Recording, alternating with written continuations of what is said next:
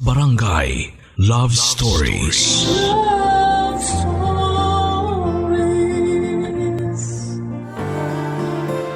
Marami ang nagkakaanak, ngunit hindi nagiging magulang. Merong walang anak pero sila pa yung karapat-dapat na tawaging mabuting ehemplo sa isang bata. Ikaw, kabarangay, anong handa mong isakripisyo para maitaguyod ang anak na hindi nanggaling sa'yo? Dear Papa Dudut, nagkaroon na ba kayo ng isang espesyal na laruan? Ako kasi ay oo. Yon ay ang teddy bear na niregalo sa akin noong Christmas party namin noong grade 6 ako.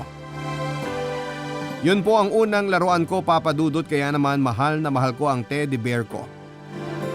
Saksi po kasi ang laruan kong yon sa mga lungkot at saya na pinagdaanan ko. Lalo na noong kabataan ko, Papa Dudut.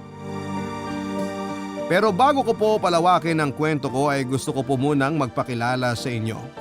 Ako po si Jethro, 40 years old. Nagtatrabaho bilang maintenance technician sa isang electronic company dito sa Antipolo, Rizal. Papa Dudut, avid listener po ako ng Barangay Love Stories at gustong gusto ko po kasi ang mga istorya ng buhay, pag-ibig at pag-asa na umeere sa programa ninyo. Ang sabi ko sa sarili ko balang araw ay magpapadala ako ng sulat sa inyong istasyon para ikwento ang mga naranasan ko na magsisimula noong 18 years old ako. Ulila na po kami sa mga magulang ng ate Myra ko at siya na lamang ang kasama ko sa buhay at sa maliit naming nirerentahang kwarto. Si ate po ang nagpapaaral sa akin simula high school pero hindi na po niya ako kayang sustentuhan noong magkolehiyo ako. Dahil maliit lang naman ang perang kinikita niya bilang cashier sa isang 24 hours convenience store. Tapos ay nabuntis pa siya ng boyfriend niya at hindi pinanagutan. Ako po ang kasakasama ni ate sa mga check-up niya sa ospital hanggang sa panganganak niya sa lying-in. At hanggang sa pag-aalaga sa pamangking kong si Archie, ako po ang nakatoka, Papa Dudut.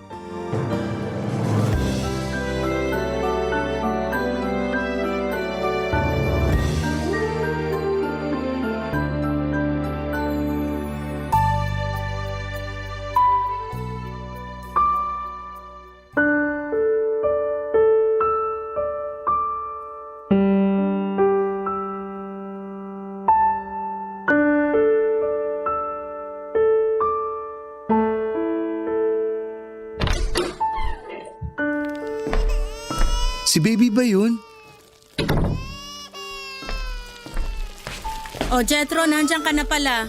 Puntahan mo nga muna yung batang maingay na yun. Nakakarindi na kasing iyak niya eh. Shhh! Tahan ka na, baby. Andito na si Tito. Hala, Ate Myra, puno na pala diaper ni baby kaya siguro siya umiiyak. Ano? Puno na naman? Kakapalit ko lang dyan kanina. Teka, ako na magpapalit ng diaper niya. Sakto, bumili ako sa tindahan. Sandali lang, baby. Papalitan ka na ni Tito ng diaper. Lintik talagang bata yan oh. Napakalakas umihi. Di naman kasalanan ni baby yun, ate. Sino may kasalanan? Yung kapitbahay nating chismosa na kani-kanina lang pinuntahan ako rito sa bahay natin para pagsabihan na patahimikin ko sa kaiiyak yung batang yan? Kung bakit kasi umalis-alis ka pa eh. Ako tuloy yung naiwan dyan sa maingay na yan. Lintik na buhay to oh. Kinita ko lang naman yung dating kaklase ko. May iniram akong libro. Sus, dami mong katwiran. Ba't matagal bago ka bumalik? Yan tuloy, ilang minuto kung tiniis yung kangangawa ng batang yan. Kung makapagsalita ka, parang hindi mo anak si baby ah. Ayan, okay ka na. Bago na diaper mo. Huwag ka nang umiyak. Ayoko naman talaga sa batang yan. Ikaw lang ang may gusto dyan. Kung pwede lang na itapon ko na yan sa basurahan o ipalapa sa mga asong kalye, gagawin ko eh. Para wala nang sagabal sa buhay ko. Dagdag gastos pa kasi. Hirap na nga ako mag-budget eh. Hindi ka ba kinikilabutan sa mga sinasabi mo sa anak mo? Magdahan-dahan ka naman sa pananalita, ate. Hindi naman niya naiintindihan yon. Kaya ano bang kinakatakot mo dyan? Di nga niya naiintindihan. Pero naririnig ng Diyos mga sinasabi mo sa baby mo. At mali yun kasi nanay ka niya. Dapat mahal mo siya at hindi mo sinasabihan ng mga masasamang bagay. Ate naman? Kahit ano pang sabihin mo, hindi na magbabagong nararamdaman ko para dyan sa batang yan. Para sa akin, peste yan sa buhay ko. Kung di siya dumating, edi hindi ako iwanan ng boyfriend ko, di ba? Sana magkasama pa rin kami ngayon, masaya lang. Walang iniisip na kung ano. Sana talaga hindi na lang nabuo yung batang yan sa tiyan ko. Dun ka sa ex-boyfriend mo magalit, hindi sa anak mo. Saka paano mo nasasabi yan? Pareho naman kayo nag-enjoy habang ginagawa yun. Ulitin mo nga yung sinabi mo? Puro kayo pasarap, pareho naman kayong takot sa responsibilidad. Bastos ka! Bastos ka rin kasi. Masama na bang magsabi ng totoo? Hindi, pero yung mga sinasabi mo, yun masama yun. Bata-bata pa ng pamangkin ko para iparamdam mong hindi mo na siya mahal. Nanay ka pa naman niya. Paano na lang paglaki niya? Sige nga. Sino na lang magiging kakampi niya kung harap-harapan mong pinapakita na ayaw mo sa kanya? Hindi ko alam. Problema ko pa ba yun? Saka andyan ka naman. Mukha nga magkasundo kayo kaya baka ikaw na lang maging kakampi niyan kung yun ang pinoproblema mo.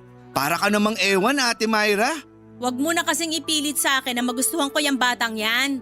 Sapat na yung binuhay ko siya at inire sa mundong to. Buti nga kahit papaano binibilang ko pa yun ng gatas at diaper eh. Kulang na nga sinasahod ko. Sandali nga, maiba tayo. Nakahanap ka na ba ng mapapasukan? Tandaan mo, Jetro, hindi ko na kayang suluhin yung gastusin natin ha. Nadagdagan pa tayo ng palamunin. Ay, meron na, kaso part-time lang. Tinulungan ako makapasok ng kaibigan ko sa burgera na pinagtatrabahuan niya. Duty ko bandang hapon, 4 na oras lang. Ano? Bakit part-time lang? Plano ko kasi mag-enroll ng vocational course para maipagpatuloy ko pa rin yung pag-aaral ko. Sus, sagabal lang yan eh. Gusto ko makapagtapos, ate. Graduate ka naman ng high school ah. Ba't hindi ka pa makontento? Taas ng pangarap mo. Kung wala kang bilib sa akin, wag mo na lang akong pagsalitaan ng di maganda. Di ka kasi nakakatulong. Kalalaki mong tao, masyado ka madrama. Pweh! Mabuti pa, patulugin mo na lang yung batang yan. Kakainis, tumitingin pa sa akin. Buisit. Para pong nakakahawang sakit kung ituring ni Ate Myra si Baby Archie samantalang wala naman pong ginagawang masama sa kanya ang anak niya. Sa katunayan, ang gwapo at ang amo po ng mukha ni Baby. Kaya hindi ko maisip kung paanong patuloy siyang inaayawan ni ate ng panahon na yon. Dahil sa kagustuhan kong ipagpatuloy ang pag-aaral ko ay nag-working student ako, Papa Dudut. Pero kumuha lamang ako ng vocational course na may kinalaman sa trabaho ko sa kasalukuyan. Kailangan ko po kasing pirmeng kumita ng pera dahil walang katulong ang ate ko sa mga gastusin sa bahay namin. Tapos ang baby pa po kaming inaalagaan na masasabi kong ako na ang tumatayong tatay. Maraming beses ko na pong sinama sa mga klase ko ang pamangking ko, lalo kapag nag-iiba ang shift ni Ate Myra sa trabaho niya at walang mapag-iiwanan sa anak niya. Mabuti na lamang dahil hindi issue sa school na pinapasukan ko ang pagsama ko sa pamangkin ko na walang ginawa kundi matulog lang naman, Papa Dudut. Unwanted baby po ang pamangkin kong si Archie. Laging sinasabi ni Ate Myra na wala sa plano ang pagkakabuo sa anak nila. At madalas ay sinisisi din niya ang pamangkin ko kung bakit siya iniwan ng boyfriend niya. Bilang kapatid, galit ako sa mga ganong klaseng lalaki. Yun bang hindi mo kayang panagutan ng responsibilidad mo sa pamilya mo kaya ginusto mo na lamang na tumakas? Pero hindi ko rin po mapigilang mainis o magtanim ng sama ng loob sa ate ko dahil sa trato niya sa anak niya. Hindi niya kasi mahal si Archie, Papa Dudut. Kaya hindi katakataka na lumaking salat sa pag-ibig, kalinga at atensyon ng ina ang pamangkin ko. Lumipas po ang 2 taon, nakagraduate ako sa kurso kong may kinalaman sa pagtiteknisyan. Nakapasok po ako sa kumpanya na hanggang ngayon ay pinagtatrabahuhan ko pa rin at naging maayos naman ang lahat. Nagdaan pa po ang ilang pang mga taon nang magkaroon po ng bagong relasyon si Ate Myra sa katauhan ni Eman. Naging regular customer niya ito na laging tumatambay sa pinagtatrabahuhan niyang convenience store para kumain ng siopaw. Yun pala ay pinupormahan na niya si ate. Noong nagkapalagayan sila ng loob ay doon na po siya niligawan ni Eman. 10 taong gulang na po noon si Archie samantalang 28 na ako. Ilang buwan matapos maging mag-on ni na Ate Myra at Eman ay nag-live-in po sila. Bale sa bahay na po umuwi noon si Eman, bagay na kinaiinisan ko dahil napakatamad at napakakalad pa niya sa bahay namin. May trabaho naman po si Eman, boy siya sa isang car wash shop di kalayuan sa barangay namin. Pero mabisyo po ang live-in partner ng ate ko. Mahilig siyang magsabong at mag-inom na nagiging dahilan ng madalas nilang pag-aaway ni Ate Myra, Papa Dudut. Tapos ang kinakainis ko ay pinapalo pa niya si Archie kahit wala namang ginagawang masama sa kanya ang pamangkin ko, Papa Dudut.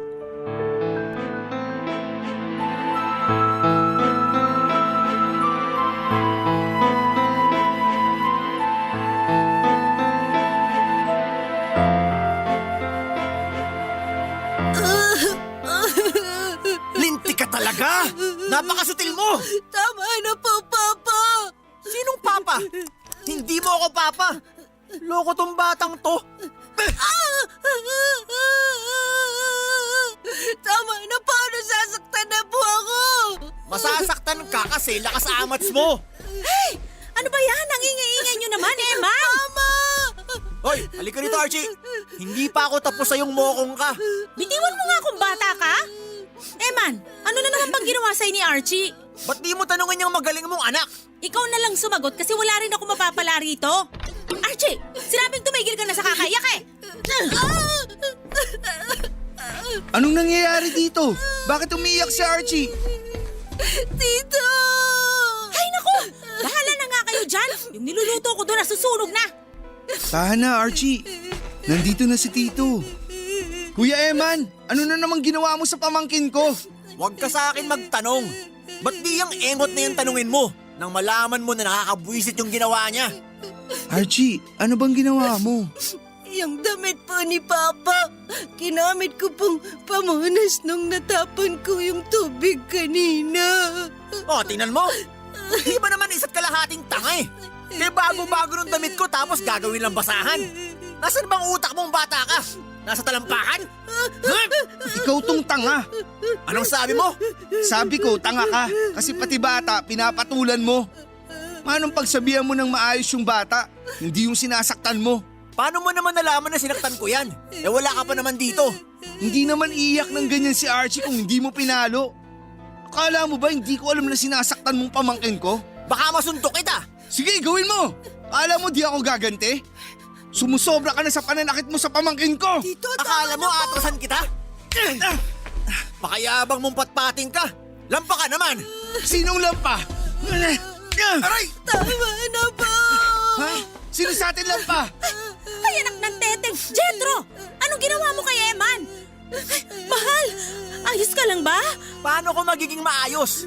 Pinadugo ng magaling mong kapatid tong labi ko. Bagay lang yan sa'yo. Masyado ka kasing mayabang. Abalintik na to ah. Tumahimik na nga kayo! Nagluluto lang ako doon tapos nagsuntukan na kayo rito, mga buwisit kayo! Sisihin mo yung kapatid mo. Masyadong pakialamero. Ate, sinasaktan ng baliw na yan si Archie. Wala akong pakialam. Ano ka mo? May kasalanan naman yung pamangkin mo kaya tama lang naturuan siya ng leksyon ni Eman. Kita mo? Ayaw mo lang kasing maniwalang pulpul yung pamangkin mo. Mas pulpul ka. Naririnig mo ba sinasabi mo, ate? Ayos lang sa'yo na pagbuhatan ng kamay ng lalaking yan si Archie. Kasi para sabihin ko sa'yo, bata yung anak mo. Kung kasalanan niya, pwede niyo naman pagsabihan ng maayos. Huwag niyo lang saktan. Kaya lumalaking spoiled kasi lagi mo kinakampihan eh. Hoy Archie, tumahimik ka na sa kaiiyak mo ha? Ako sasampal sa'yo. Kayo naman, manahimik na kayo dahil palalayasin ko kayo, mga buwisit kayo! Bakit ako damay dyan? Gusto ko lang turuan ng leksyon yung anak mong engot. Huwag mong tatawaging engot si Archie ah. Namumuro ka na. Sinabing manahimik na kayo!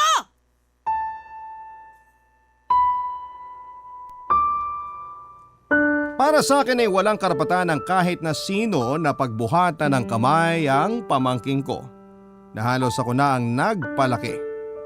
Kaya ganun na lamang ang galit ko kay Eman, Papa Dudut. At wala akong pakialam kung nagpang-abot pa kami ng gabing yon. Maipagtanggol ko lamang si Archie. Kahit sinong matinong tao ang mananakit ng musmus ay papatulan ko talaga. Walang kalaban-laban ang pamangking ko sa kanya tapos ay ginaganon lamang niya. Nakakasama lang po ng loob yung mas kinampihan pa siya ni Ate Myra na parabang hindi sinakta ng sarili niyang anak. Nang mga panahon na yon ay lalong nadagdagan ang sama ng loob at hinanakit ko sa sarili kong kapatid. Pero mas nang ibabaw po ang pagwo-worry ko kay Archie. Iyak kasi siya ng iyak kaya kinailangan ko pa siyang ilabas at ilayo sa tinutuluyan namin para lamang patahanin. Bali nagpunta na lamang po kami sa malapit na perya na nasa kabilang kanto lang namin para mag-aliw-aliw. Nalulungkot po ako ng husto, Papa Dudo, dahil buong buhay ni Archie ay ramdam niya na hindi siya gusto ng mama niya. Tapos ay umasa siya na magkakaroon ng father figure sa katauhan ni Eman pero hindi po yun nangyari dahil demonyo ang live-in partner ng ate ko. Kaya nga sa abot na makakaya ko ay ipinaramdam ko po sa pamangking ko na hindi siya nag-iisa. Na meron siyang ako na pwede niyang takbuhan at asahan sa oras ng pangangailangan.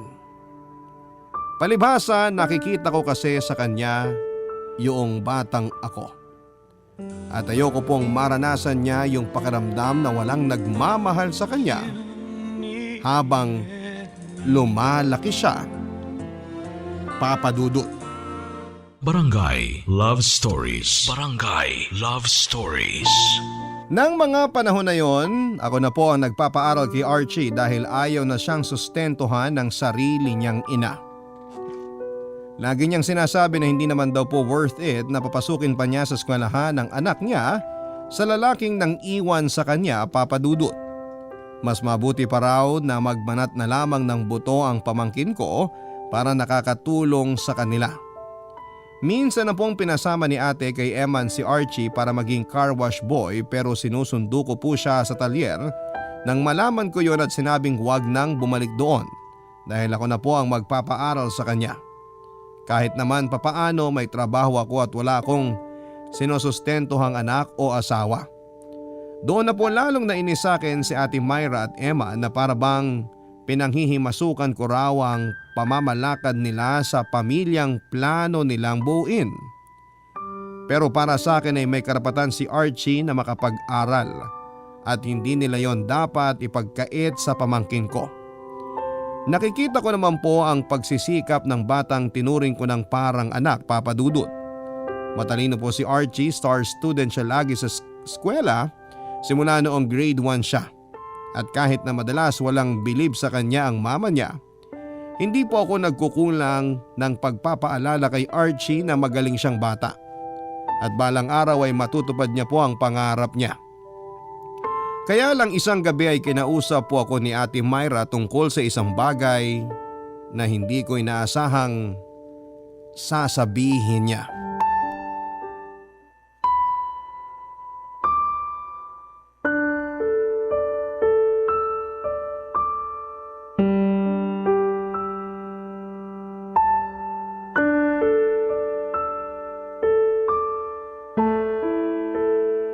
Gusto mong umalis na ako sa bahay natin, ate? Narinig mo sinabi ko, di ba? Di ka naman bingi. Ayoko nang paulit-ulit. Pero saan ako pupunta? Pati ba naman yan, problema ko pa? May trabaho ka naman. Siguro may ipon ka kaya kayang-kaya mo magrenta ng tutuluyan mo. Hindi ko lang maintindihan. Bakit kailangan mo akong paalisin?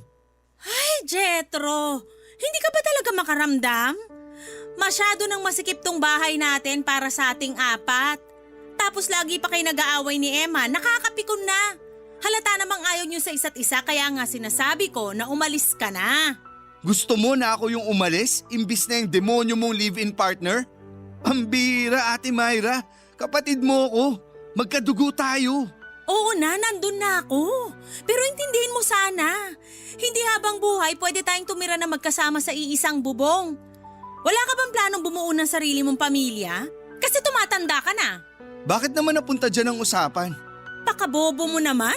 Kailangan ko pa bang ipaliwanag lahat sa'yo? Oo, kasi hindi ko maintindihan. Buntis ako, Jetro. Ha? Magkaka-baby na kami ni Eman. Lalaki na pamilya namin kaya magiging masikip na tong bahay sa ating lahat. Alangan namang paalisin ko si Eman, tatay siya ng magiging anak ko. Kaya nga ikaw na lang mag-adjust. Kaya mo namang buhayin sarili mo eh. May trabaho ka na, kumikita ka na. Pero paano si Archie? Isasama ko siya, ate. Hindi mo pwedeng isama si Archie. At bakit hindi?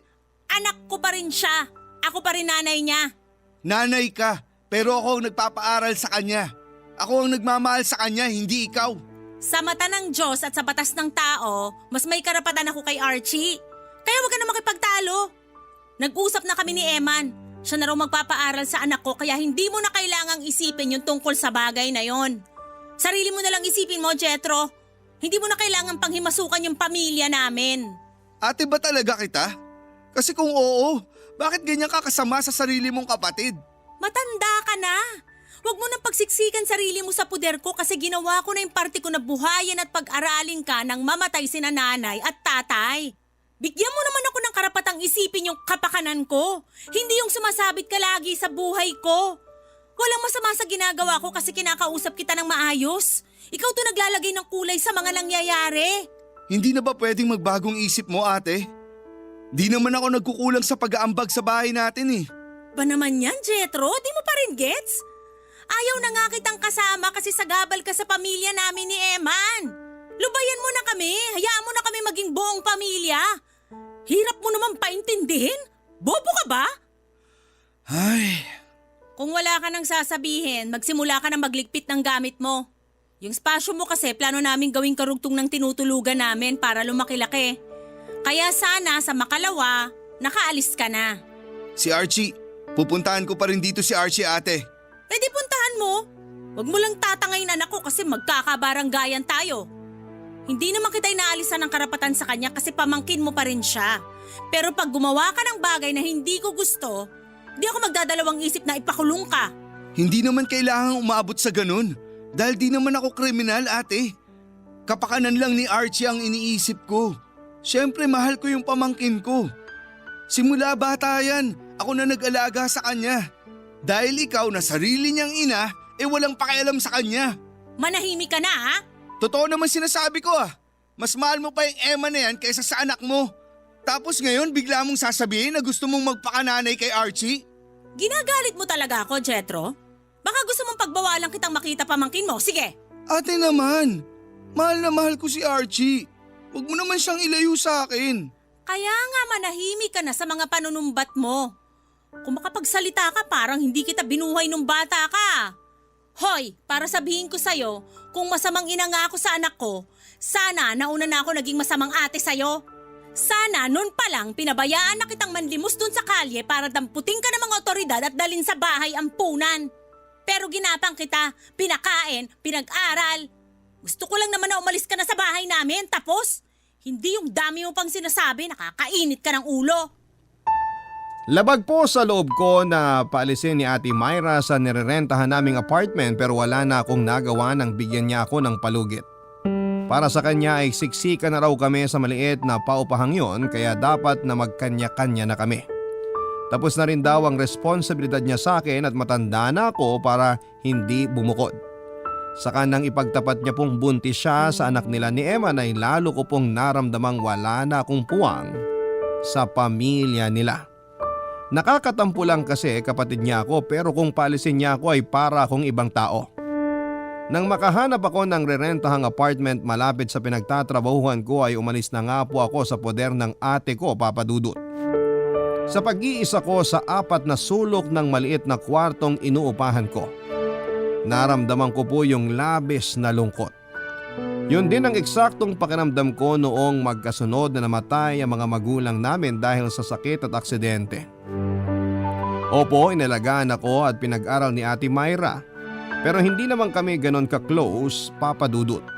Madalas ay sinusungitan niya ako noong bata ako kaya naman takot po ako sa kanya. 6 na taon po ang tanda sa akin ni Ate Myra, 14 anyos ako nang maulila kami at 20 naman noon si ate. Meron na siyang trabaho. Sa kabila ng mga tampo ko sa kanya ay mahal ko po ang ate ko dahil pamilya ko siya. Kaya lang dahil sa pagpapaalis niya sa akin sa bahay nila, naipon na lang ng naipon yung sama ng loob ko sa dibdib ko para sa sarili kong kapatid. Doon na ako nagpakabisi sa trabaho para hindi ko na nga po maalala yung lungkot na nararamdaman ko. Pero hindi ko pa rin po mapigilang isipin si Archie lalo na nung iyak siya ng iyak. Nang araw na umalis ako sa bahay nila. Kaya nga kahit ayokong makita ang kapatid ko at ang live-in partner niya ay pumupunta pa rin ako sa kanila para dalawin ang pamangkin ko, Papa Dudut.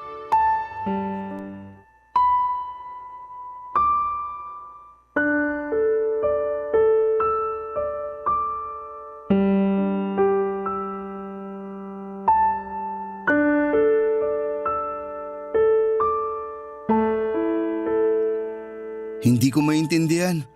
Paanong hinahayaan ka lang nilang mag-isa rito sa bahay, Archie? Hindi ka ba natatakot? Hindi naman po, Tito. Kasi may kasama po ako.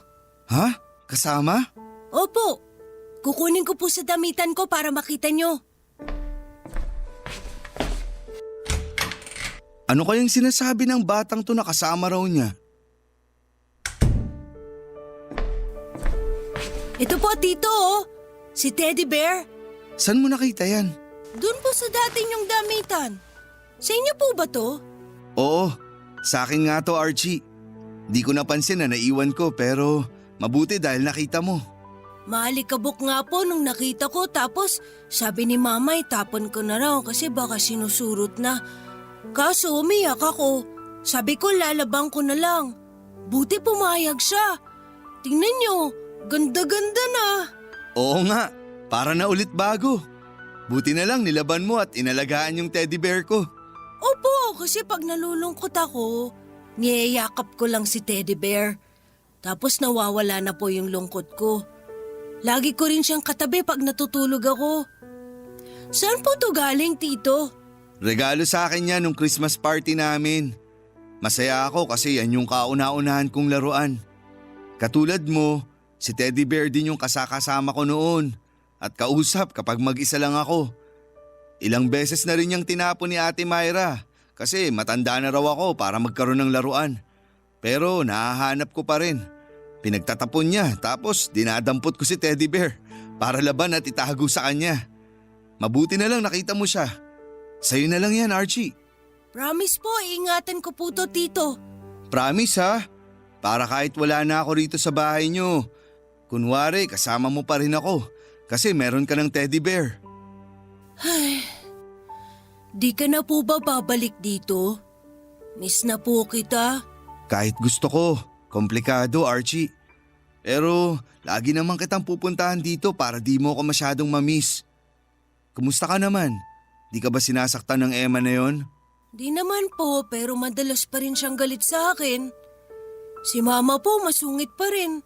Iniintindi ko na lang po, Tito. Pero minsan, naiinggit po ako sa ibang bata kasi mababait mga mama nila. Tapos, mahal sila ng mga papa nila.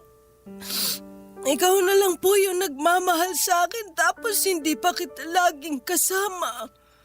Ay, sorry Archie. Kasi kailangan mong maranasan yan. Hindi mo yan deserve, lalo na't bata ka pa. Pasensya ka na rin kasi wala akong magawa. Sinubukan ko pero wala akong karapatan dahil laging sinasabi ni Ate Myra na pamangkin lang kita. Na siya pa rin daw ang nanay mo. Sana lagi mong tatandaan na mahal kita. Ako na nagpalaki sa'yo, kaya lagi kang laman ng puso ko. Alam ko po yun, Tito. At mahal na mahal din po kita. Sana ikaw na lang po ang tatay ko.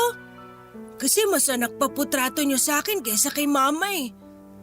Lalo na ngayon na magkaka-baby na sila ni Tito Eman. Pero may napapansin po ako kay mama, Tito. Huwag po kayo maingay na sinabi ko sa inyo ha. Ha? Ano yun? Nakikita ko siya laging may kausap sa cellphone. Tinatawag niya pong babe. Hindi po yun yung tawagan nila ni Tito Eman eh, kaya sure ako na ibang tao yun. Masama nagsisinungaling, Archie. Sigurado ka ba sa sinasabi mo? Opo! Tapos lagi na po silang nag-aaway ni Tito Eman. Naririnig ko, sinasabihan niya si Mama na may ibang lalaki.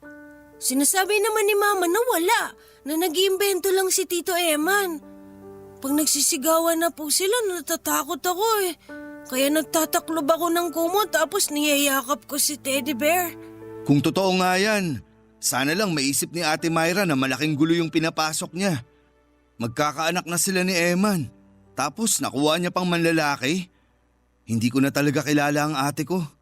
Hindi naman siya ganyan pero habang tumatagal mas lumalala siya. Sana mali ka lang ng akala, Archie. Sana hindi totoo.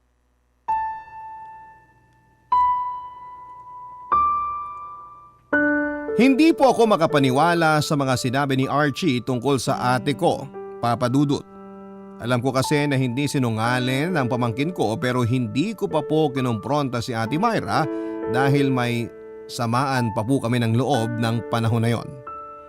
Sinabi ko pa nga noon sa sarili ko na bahala na siya sa buhay niya na wala na akong pakialam sa mga desisyon na gagawin niya dahil matanda na siya.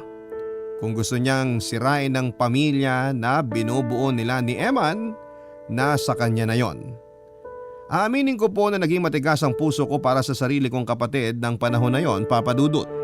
Kay Archie na lang talaga ako may pakialam kasi dumalang naman ang dumalang ang pagkikita namin at pagdalaw ko sa kanya nang malipat ako ng trabaho at lumayo po ako ng destino. Bali nasa Baguio na po ako ng panahon na yon sa sister company ng pinapasukan ko. Kaya bihira na lamang po akong umuwi sa Antipolo hanggang sa nabalitaan ko na lamang po sa mga kakilala ko doon na nakipagtanan si Ate Myra sa bago niyang lalaki at iniwan si Archie sa poder ni Eman. Papa Dudut. Barangay Love Stories. Barangay Love Stories. Papa Dudut, umuwi po agad ako sa Antipolo matapos kong malaman ang nangyari. Pero naabutan ko pong binubugbog ni Eman ng pamangkin ko kaya naman hindi na ako nagdalawang isip na ipabarangay siya. Galit na galit po ako ng panahon na yon dahil wala siyang karapatang pagbuntunan ng galit ang batang wala namang kasalanan sa nangyari sa kanila ng ate ko. Hindi ko na po pinakinggan ang paliwanag ni Eman kung gaano siya nasasaktan nang iwanan siya at ipagpalit ni Ate Myra sa ibang lalaki dahil ang gusto ko po ay makulong siya. Kasi sinaktan niya si Archie, ang batang bata pa po ng pamangkin ko para makaranas ng ganong klase ng kapabayaan at pagmamaltrato. Kaya naman galit na galit ako sa kanila ng ate ko. Ako na po ang tumayong guardian ni Archie, Papa Dudut. Nagstay kami sa Antipolo ng ilang araw dahil ayaw niyang sumama sa akin sa Baguio City. Gusto raw po niyang hintaying bumalik ang mama niya kahit na sinabi ko na sa kanya na hindi na yon mangyayari. Umiiyak na lamang po nang umiiyak ang pamangkin ko dahil iniwan na siya ng mama niya, bagay na kinakalungkot ko ng husto. Hindi ko po kasi lubos maisip kung paanong nagawang abandonahin ng ate ko ang sarili niyang anak at iwan si Archie sa taong minsang nanakit sa kanya. Sinabi ko sa sarili ko na hindi ko po mapapatawad si Ate Myra kahit na bumalik pa siya sa buhay ng anak niya. Hindi nagtagal ay nakumbinsi ko pong sumama sa akin si Archie sa Baguio dahil andon ang trabaho ko. Pero hindi po ganong kabilis na nakapag-adjust ang pamangkin ko, Papa Dudut. Naging masakitin po siya at malungkutin kaya naman apektado po ako ng husto. Kaya nung isang beses na na-ospital si Archie dahil sa taas ng lagnat ay nirequest niya sa akin na gusto niyang makausap ang mama niya. Awang-awa po ako sa pamangkin ko, Papa Dudut. Dahil butot balat na siya. Wala siyang ganang kumain at lagi na lamang siyang umiiyak. Nag-aalala na ako sa kanya kaya ang ginawa ko noon ay ginawa ko ang makakaya ko para makontak si Ate Myra at pakiusapang balikan niya ang anak niya, Papa Dudut.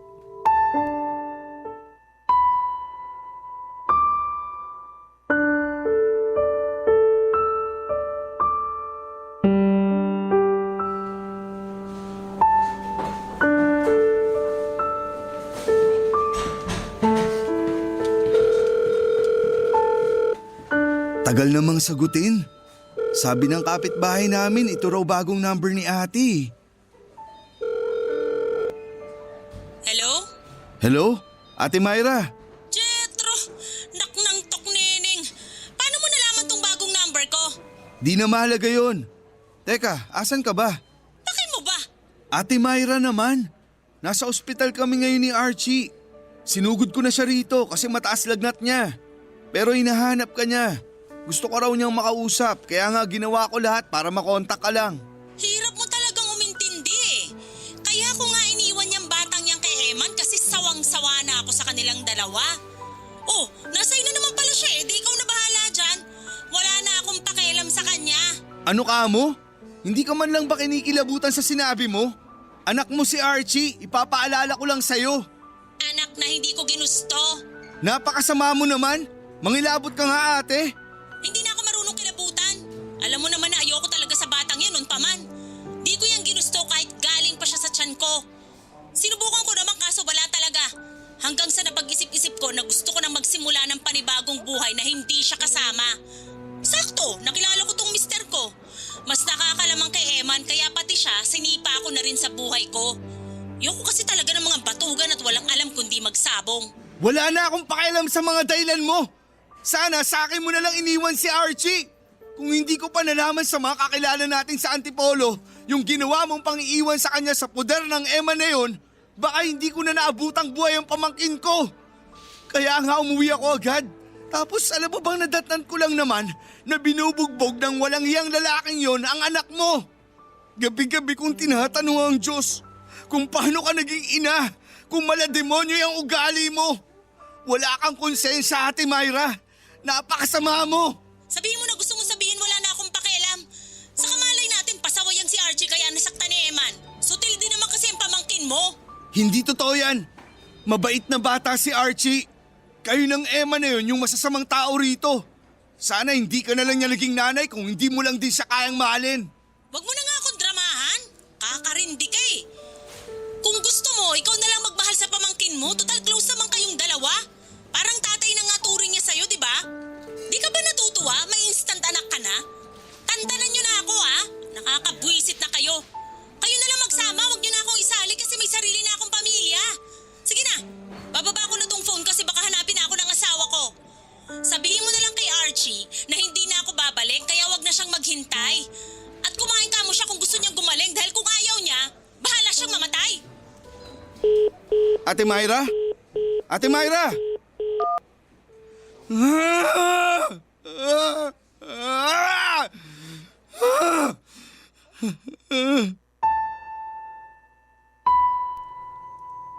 Hindi ko po alam na meron pala talagang masamang magulang. Yun po ang eksaktong pinatunayan ni Ate Myra nang hindi niya piliin si Archie at tuluyang iwanan sa poder. Sa poder ko ang pamangkin ko, Papa Dudut. Maghahalong galit at pagkadismaya ang namayani sa akin ng panahon na yon. Kung balang araw babalik man si ate sa buhay ni Archie ay gusto ko na pong ipagdamot sa kanya ang pamangkin ko dahil hindi niya deserve ang magkaroon ng anak na sa dulo ay pababayaan niya lang din. Kaya nga sinabi ko noon sa sarili ko na ako na ang tatayong tatay sa pamangkin ko. Pinaliwanag ko po kay Archie ang sitwasyon at pasalamat na lamang ako sa Diyos. Dahil sa murang edad niya ay naunawaan niya. Oo, namimiss pa rin niya si Ate Myra pero kailangan naming magpatuloy sa buhay dahil kami na lamang ang magkasama. Makalipas ang ilang buwan, na-assign po ulit ako sa Antipolo kaya bumalik kami dito ni Archie, Papa Dudut. Nagrenta po kami ng maliit na apartment kung saan ay tumira kaming magkasama. Ako na po ang bumuhay kay Archie, nagpaaral sa kanya at tinuring niyang totoong tatay. At kahit nung mga panahong nalaman naming namatay si Ate Myra sa panganganak, kasama ang baby niya ay naging sandigan po namin ni Archie ang isa't isa para magpatuloy sa buhay. Ako bilang nangako na gagabayan siya at susuportahan sa pag-aaral niya at siya bilang estudyante na may mga pangarap na gustong matupad balang araw. Mabilis po na lumipas sa mga taon, halos magsasampung taon na pala ang nagdaan, Papa Dudut. Nakakatawa ng puso dahil meron na po akong kolehiyo.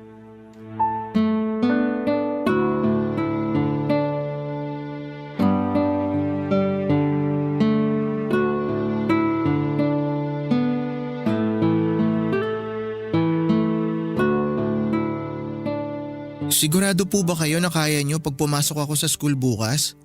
Oo naman. O ayan, umuubo kayo. Kinakabahan ako, parang hindi nyo naman po kaya eh. Kayo lang po mag-isa rito tapos may sakit pa kayo. Kaya ko naman sarili ko, nak. Ubo lang to at kaunting lagnat. Huwag ka na mag-alala. Saka di ba, excited ka sa unang araw mo sa kolehiyo? Excited po ako pero nag-aalala po ako eh. Hindi ko po kasi alam kung ano po yung mga pwedeng mangyari. Baka hindi ko po kayanin pa. Ha? Ikaw? Hindi mo kakayanin? Paano mo naman nasabi yun? Iba na po kasi yung college kesa sa senior high. Mas mahirap na. Natatakot po ako na baka mabigo ko kayo kasi di po ba nangako ako na mag-aaral po ako ng mabuti para matupad yung pangarap natin na magpupulis ako? Andun na tayo. Pero wag ka pa rin paapekto sa takot mo. Kasi hahadlangan ka lang yan sa pag-aaral mo. Kung lagi-lagi mong iisiping natatakot ka, hindi ka makakausad, nak. Saka huwag ka mag-alala. Ano't ano man mangyari, nandito lang ako para sumuporta sa'yo. Alam mo namang hindi kita iiwanan, di ba? Kailan ba kita iniwan? Pa, wala po ako natatandaan na iniwan niyo ako kahit nung bata pa lang ako. Kaya sobrang thank you po. Kasi palagi niyo akong sinasamahan. Yung alam ko po na nandyan lang kayo lagi sa tabi ko para suportahan ako. Sobrang sapat na po yun para sa akin. Dahil po doon, napapanatag ang isip ko. Siyempre, sinabi ko nun sa sarili ko na ako na yung tatayong magulang mo. Hindi ka naman iba sa akin eh. Magkadugo tayo. Hindi man kita totoong anak, tinuring naman kitang tunay na anak. Doon po ako pinakaswerte na tinuring niyo po ako na parang tunay na anak ninyo. Siguro kung wala kayo baka napariwara na ako. Kayo po yung nagligtas sa akin kay Tito Emma nung iniwan ako sa kanya ni Mama. Kaya sinabi ko po talaga sa sarili ko na pagbubutihin ko yung pag-aaral ko para maipagmalaki niyo po ako pa. Pinagmamalaki na kita kasi marami ka nang nalagpasang pagsubok simula bata ka pa lang, Archie. Pinagmamalaki na kita sa pagiging matapang, matatag at maintindihin mo. Hindi mo lang alam na ikaw yung inspirasyon ko sa buhay para magsikap at magpatuloy. Mahal na mahal ko po kayo, Papa. Kasi dahil po sa inyo nagkaroon ako ng tatay. Dati kasi inggit na inggit ako sa mga kaibigan at kaklase ko na may mababait na tatay. Ako, wala. Laging sinasabi ni Mama na kasalanan ko raw kung bakit siya hiniwalayan ng tatay ko. Kasi raw dumating ako sa buhay nila. Wala kang kasalanan. Wag na wag mong sisisihin sarili mo dahil lang sa pareho silang walang kakayahan maging mabuting magulang sa'yo, Archie. Tandaan mo lagi na blessing ka sa mundong to. Blessing ka sa akin kasi binigyan mo ko ng dahilan para lalong magsumikap sa buhay.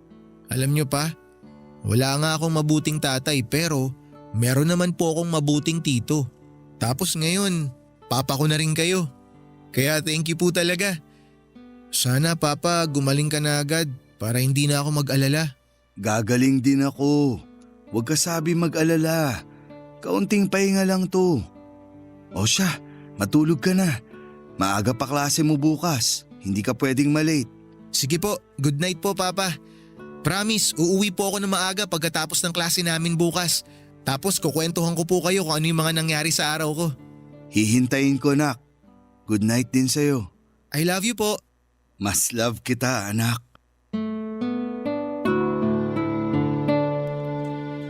Hindi naman po lumala ang sakit ko ng panahon na yon, Papa Dudut. Siguro'y nasobrahan lang ako sa trabaho tapos naambunan kaya tinangkaso ako. Pero dahil kay Archie at sa pag-aalaga niya sa akin ay naging maayos ang lahat. Inalagaan niya ako dahil nagkaroon ako ng magandang pahinga at madalas ay nakakainom ako ng gamot dahil sa tulong niya. Habang nagpapahinga ako sa bahay namin ay lagi ko pong kinakausap ang Diyos.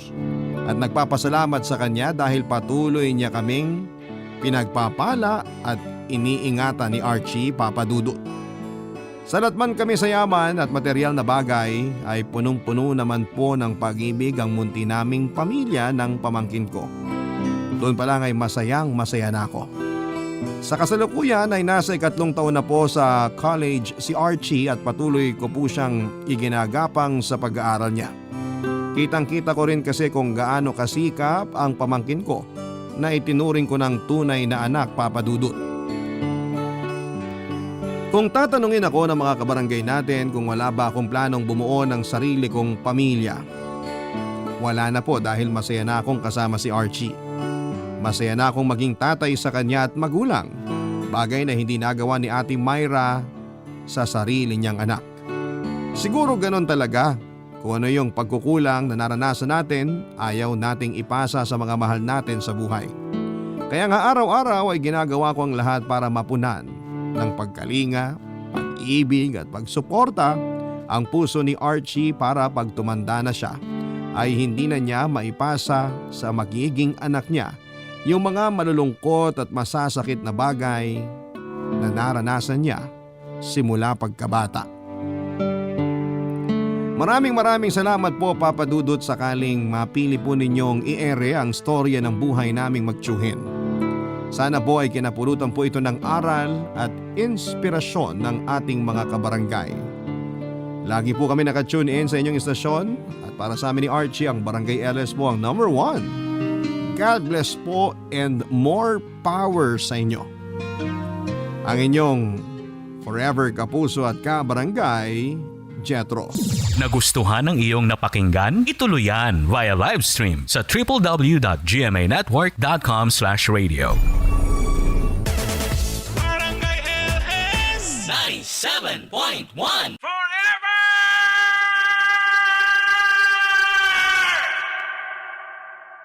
Ang mga kwento ng pag-ibig, kwento ng buhay at kwento ng pag-asa dito sa Barangay Love Stories. Love Stories.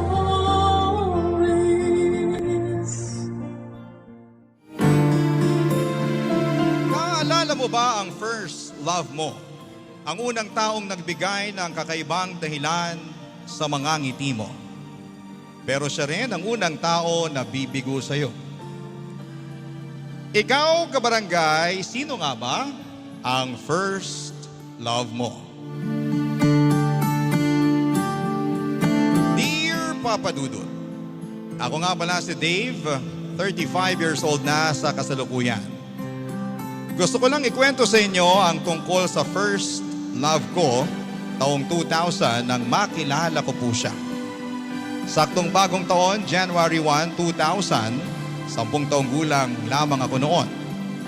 Sa tulong ng luma naming telepono ay narinig ko ang boses ng unang babaeng nagpatibok ng puso ko. Siya si Jamie. Magkaedad kami at hindi ko makakalimutan kung paanong nag-cruise ang aming mga landas sa mga unang segundo ng taong 2000. Natatandaan ko pa, Papa Dudut, nasa sala ako noon at nakaharap sa bintana namin. Pinapanood ko ang fireworks bilang pagsalubong sa bagong taon noong 2000. Ang saya, ang ingay at parang handa na ang lahat na magpaalam sa 90s. Halos lahat ay puno ng pag-asa sa pagdating ng bagong milenyo. Habang ako naman wala namang inaasahan. Masaya lamang ako dahil bagong taon na at may mga regalo at handa. Ang hindi ko po alam ay may regalo ang Diyos para sa akin noong mga oras na yon. Nagsimula kong salubungin ang regalong yon nang mag-ring ang aming telepono, Papa Dudut.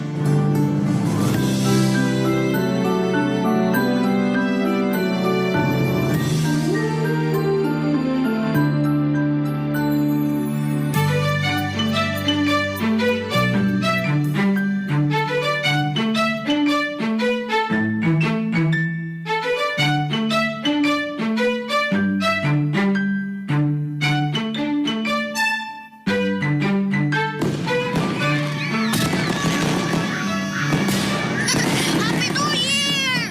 Yay! O Dave, anak, huwag masyadong magtatatalon. Baka imbes na tumangkad ka mabalian ka ng buto. At saka huwag kang lalabas ng bahay, ha? Baka maputokan ka. Opo, Nay. Dito lang po ako sa bintana manonood ng fireworks. Nay, ang gaganda po ng fireworks, no? Sana po sa birthday ko, magpa-fireworks tayo. Pag yumaman na tayo, anak, kahit hindi mo birthday, magpapa-fireworks tayo. Promise mo yan, Nay, ah? Oo naman. Kaya mag-aaral kang mabuti at huwag munang mag-girlfriend para di makasira sa pag-aaral mo. Promise ko po yan, Nay. Hindi po ako mag-girlfriend hanggat hindi tayo yumayaman. Promise mo yan, anak, ha? Opo, Nay. Para po sa fireworks. O siya, maiwan muna kita riyan, ha? Aayusin ko lang yung mga pinagkainan natin sa kusina. Dave, Pa? huwag kang lalabas, ha? Dito ka lang. Bantayan mo rin ang telepono. Baka may tumawag. Opo, Nay. Happy New Year 2000! Happy New Year!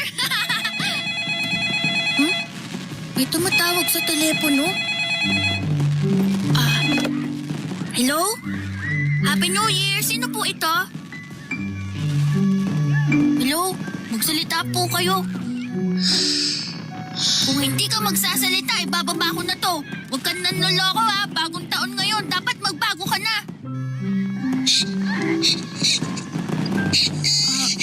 Hello? Natakot ba kita? Sorry, hindi naman ako galit eh. Magsalita ka lang kasi. Ano bang pangalan mo? Jamie. Hi, Jamie. Happy New Year. Huwag ka na umiyak ha. Huwag ka rin malungkot. Sabi ni nanay kapag sinasalubong daw natin ng bagong taon, dapat masaya. Para buong taon masaya. Diba? Iniwan na ako ng mama ko. Iniwan? Eh, baka babalik din yun. Baka bumili lang ng soft drink sa tindahan. Iniwan na ako ni mama kay papa. Kami na lang daw ni papa magkasama. Ayaw na daw ni mama na kasama kami. Hindi na ako mahal ni mama. Hindi totoo yan, Jamie. Ang nanay ko, love na love ako nun. Lahat ng nanay, love nila ang mga anak nila. Love ka ng mama mo. Babalik din yung bukas. Kinuha niya na lahat ng damit niya eh. Pati pictures niya. Para hindi ko na raw siya maalala. Ayaw na talaga sa akin ni mama. Gusto mo bang kausapin ng nanay ko? Baka kilala niya mama mo. Tutulungan ka naming hanapin siya. Teka lang nga, tawagin ko na si nanay.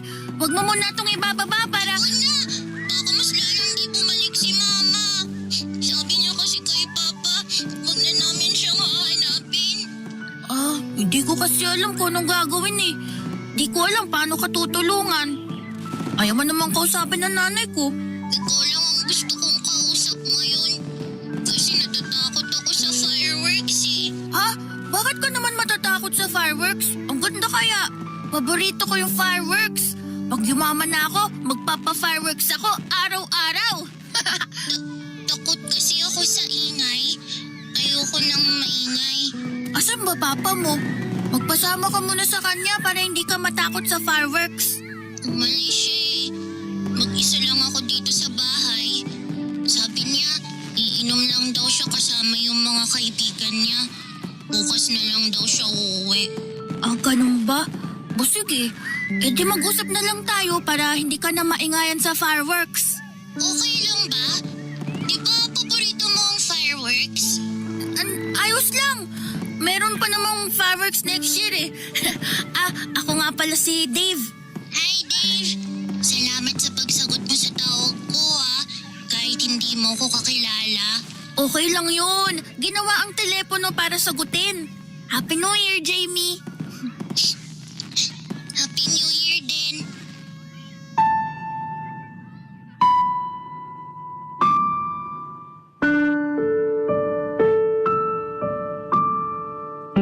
Papadudot ang dami kong kinuwento kay Jamie para hindi niya mapansin ang ingay ng fireworks.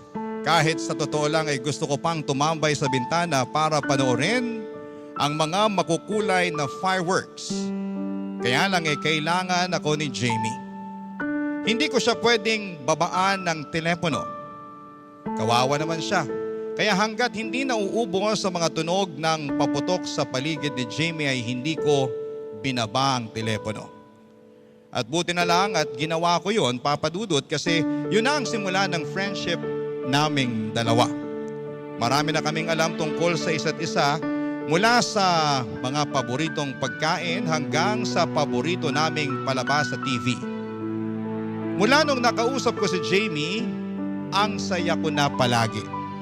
Pagkatapos ng eskwela, umuuwi ako kaagad. Hinihintay ko ang tawag niya. Siya palagi ang tumatawag kasi hindi niya alam ang telephone number nila. Nung unang beses kaming nagkausap ay sinabi niya na nagdaya lamang siya ng kung ano-anong numero at nasaktuhang telephone number namin ang natawagan niya. Siguro nga Papadudot gumawa ng paraan si Lord para matawagan ni Jamie ang telepono ko. Kasi siguro, alam ni Lord na kailangan ni Jamie ng makakasama at magtatanggal ng lungkot niya. At ako yon. Alam kong ako yon.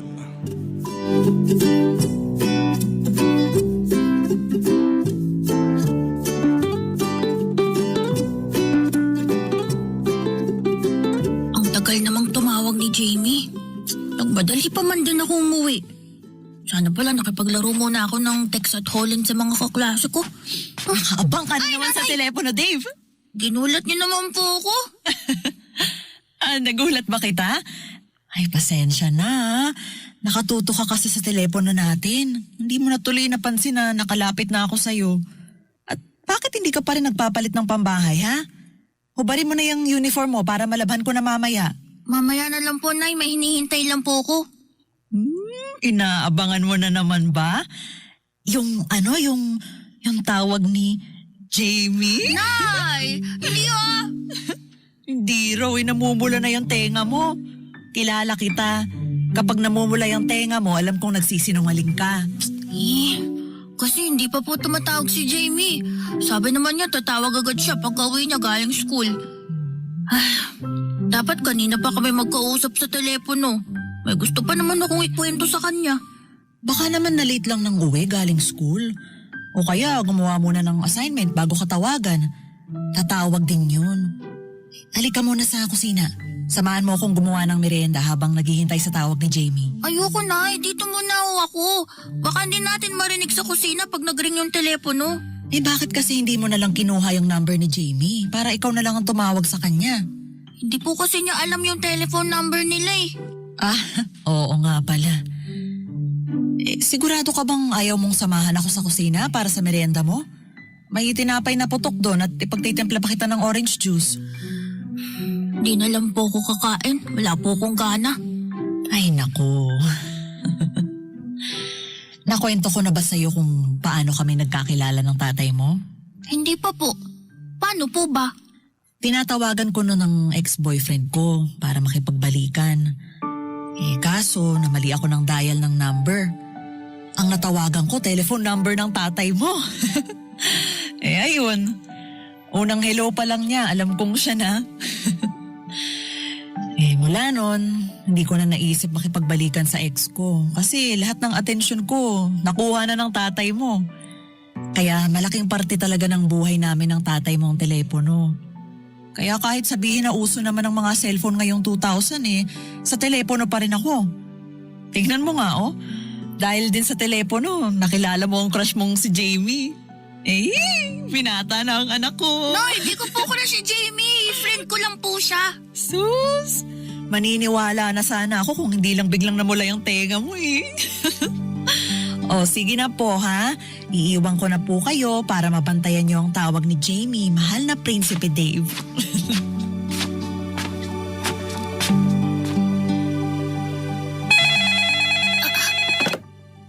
Hello? Jamie? Hello? Ikaw na ba yan? Bakit ngayon ka lang tumawag? Okay ka lang ba? Nasaan ka? Hello, Dave. Akala ko talaga di ka natatawag. Hinintay mo ba ang tawag ko? Sorry tinulungan ko kasi si Papa na ligpitin yung mga bote ng alak niya. Tapos, kumain kami ng scramble ng maraming gatas. Dave, masaya na ulit si Papa. Ay, buti na lang masaya na ulit ang Papa mo, no? Ibig sabihin lang yan, masaya ka na rin. At masaya na rin ako. Oo nga Sana tuloy-tuloy nang masaya si Papa. Sana hindi niya na maalala si Mama. Para hindi na siya ulit uminom ng alak. Para kakain na lang kami palagi ng scramble. Ikaw ba? Ayaw mo na bang maalala ang Mama mo? Kasi pag naaalala ko siya, masakit. Kasi iniwan niya kami ni Papa Pag naaalala ko siya, gusto kong magalit pero mas nalulungkot ako kaysa galit. Hindi ko alam ang nararamdaman ko. Dave, mabait bang nanay mo sa'yo? Ay oo naman. Siya ang best nanay sa mundo. Lagi niya akong inaalagaan. Lagi ginagawa ng merienda. Lagi niya ako niyayakap. Tapos lagi siya nakikinig sa mga sinasabi ko. Si Mama, binilhan niya ako ng scramble bago siya umalis. Pinadamihan niya pa yung gatas doon sa nagbibenta kasi alam ni Mama na paborito ko yung scramble na maraming gatas sa ibabaw. Tapos, inatid niya na ako sa bahay. Kinuha niya na yung mga damit niya. Tapos umalis na siya. Wala na kaming nagawa ni Papa. Hayaan mo, pag nagkita tayo, ililibre kita ng scramble na maraming gatas. Talaga? Pero baka pagkatapos naman, iwan mo rin ako na parang si Mama. Bakit naman kita iiwan? Kasi lahat naman, iniiwan ako Iiwan mo rin ba ako, Dave? Hindi ko alam kung ano ang isasagot kay Jamie ng mga oras na yon. Wala naman akong balak iwanan siya kung sakali. Pero dahil nga sa trauma na naranasan niya sa pag-abandona sa kanya ng mama niya, parang hirap na siyang maniwala na hindi lahat ay iiwanan siya. Kaya naman sinabi ko na lamang sa kanya na hanggat may nagbebenta ng scramble sa kanto, ay hindi ako mawawala. Doon na siya tumawa, Papa Dudut. Pagkatapos nga ng tawag naming yon ay bigla akong lumapit sa altar para magdasal. Palagi naman akong nagdarasal. Walang ibang laman ng dasal ko noon kay Lord kundi sana'y bulungan niya si nanay na bilhan ako ng bagong bike. Ilang buwan ko na yung pinagdarasal.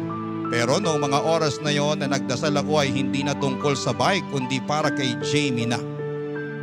Nagdasal ako sa Diyos na sana ay hindi mawala ang mga nagbebenta ng scramble sa kanto.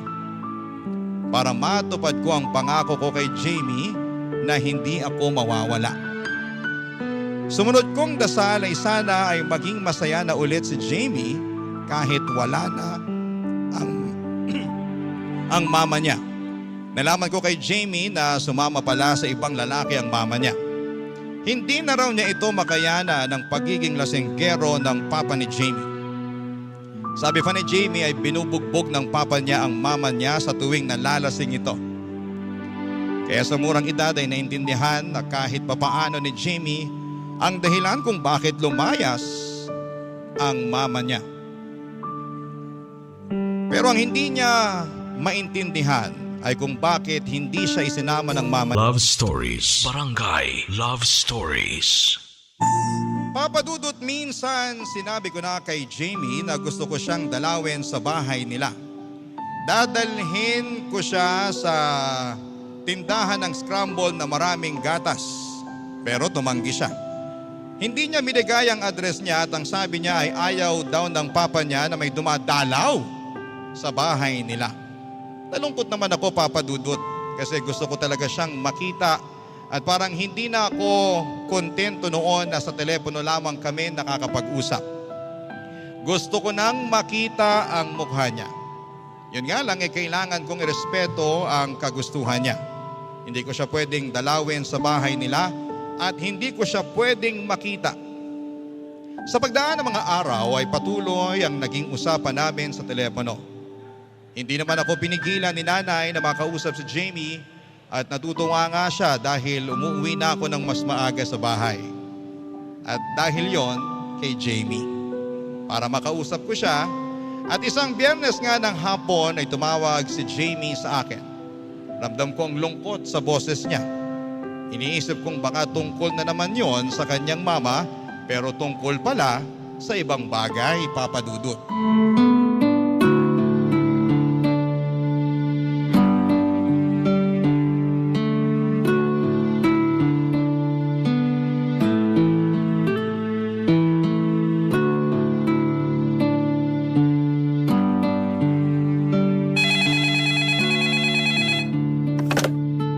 Hello, Jamie? Alam mo agad na akong tumatawag? Oo naman. Ikaw lang naman ang tumatawag sa gantong oras eh. Mukhang malungkot ka. May problema ba? Hindi kasi ako pinayagan ni Papa na sumama sa field trip sa Baguio. Ako lang yung hindi pupunta sa klase namin. Bigla kasing binawi ni Papa yung binayaran ni Mama para sa field trip na yun eh. Kailangan daw kasi ni Papa ng pambili ng ireregalo niyang alak sa kaibigan niya. Grabe naman ang Papa mo. Mas inuuna pa yung alak kaysa sa'yo. Birthday daw kasi ng kaibigan niya. Minsan lang daw yung kaya kailangan nilang i-celebrate. Minsan lang din naman ang field trip eh, di ba? Ay, wala na akong magagawa. Tinanggal na ako sa listahan ng teacher ko eh. Ay, sayang naman. Ang ganda pa naman sa Baguio. Nakapunta ka na ba sa Baguio? Oo, taga Baguio yung tatay ko eh. May bahay dun yung lolo at lola ko. Tuwing bakasyon sa eskwela, hinahatid ako ron ni nanay. Wow! Ang swerte mo naman pala. Totoo bang para ka raw nasa Amerika dahil sa lamig? Oo, lalo na kapag madaling araw ng February, para ka nasa loob ng freezer. Yung mga halaman nga ng lolo at lola ko, madalas nagyayelo. Ang galing! Dave, baka naman pwede mo kong kwentuhan tungkol sa Baguio para kunwari nakapunta na rin ako ron. Oy, pwede. Alam mo ba, tuwing linggo nasa Camp John Hay kami lagi ng lolo at lola ko. Maamoy mo rin yung pine tree kapag katatapos lang ng ulan. Sobrang bango. Tapos, lagi makakapal yung jacket yung suot ko. Sa gabi naman, kailangan kong magmedyas kung ayaw kong sipunin kinabukasan. Sa umaga naman, nagtitimpla ng baterol at naghahain si lola ng lengua de gato para sa almusal namin. Ang saya naman! Nakakaingit! Palagi nga lang makulimlim at mahamog tuwing hapon. Kaya hindi kami nakakapagpatuyo ng damit. Minsan nga, inaamag na rin ng bahay dahil sa sobrang lamig eh. Pero alam mo ba, okay lang sa akin yun kasi ang ganda tingnan ng paligid kapag makulimlim tapos makapal yung fog. Yung bahay namin nakaharap sa bundok na maraming sunflower. Ang ganda kapag dinadaanan ng fog yung bundok na yun tuwing umaga at hapon. Grabe, para ka nasa langit. Paborito kong bulaklak yung sunflower. Marami akong drawing ng sunflower sa kwarto ko. Talaga? Parehas kayo ni nanay. Kaya tuwing bumabalik ako rito sa Maynila, lagi ko siya dinadala ng sunflower mula sa Baguio. Hayaan mo sa susunod kapag pwede na kitang dalawin, dadalan din kita ng sunflower. Marami, tapos yung malalaki. Para hindi na lang puro drawing yung nakikita mo. Promise mo yan ah. Tsaka, meron bang scramble sa Baguio? Scramble? Di pa ako nakakakita na nabebenta nun eh. Malamig kasi. Kaya yung mga bentang pagkain doon puro maiinit. Alam mo, masarap ang sabaw ng pinikpikan doon. Parang tinola yun eh, pero mas malasa yung manok. Ay, gusto ko rin yan. Paborito kong manok. Sana makatikim din ako niyan. Tsaka Tsaka sana matikman mo rin yung ube jam na gawa ng mga madre sa Baguio. Marami ring gatas yun. Pinapalaman ni Lolo yan sa pandesal eh. Pero alam mo, para sa akin, mas masarap kung papapakin mo lang. Gusto ko magdasal mamayang gabi bago ako matulog. Ipagdarasal ko na sana, dalhin ako ni Papa sa Baguio. Kahit isang araw lang, kahit makatikim lang ako ng sabaw ng pinikpikan, makatikim kahit isang kutsara ng ube jam. Tapos, makapag-uwi ako ng isang sunflower, ayos na ako. Masaya na ako.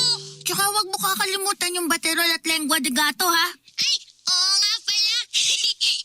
Tsaka, Papa, Jamie! Sino kausap mo riyan? wala po, Papa. Nilalaro ko lang po yung telepono. Sinungaling! Manang-mana ka sa mama mo, dapat nagsama na lang kayo eh. Parehas kayong sakit ng ulo ko. Jamie, ano nangyayari dyan? Jamie! Papa! Sorry na po! Sorry! Bakit kasi hindi ka na lang kinuha ng mama mo para hindi na kita kailangan asikasuhin? Saan pang problema ko rito sa bahay? Ha? Ha? Hirap buhay ko. Paano kaya kung punuin ko ng pasa at tuguyang ka ng ano, ha? Tama! Saka kita pipicturan at ipapadala ko sa magaling mong mama para balikan ka niya rito. Jamie! Hello?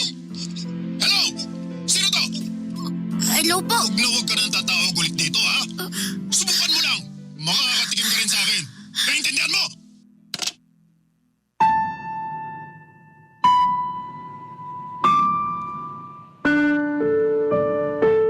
Hindi na bago sa akin na binububog nga si Jamie ng kanyang papa.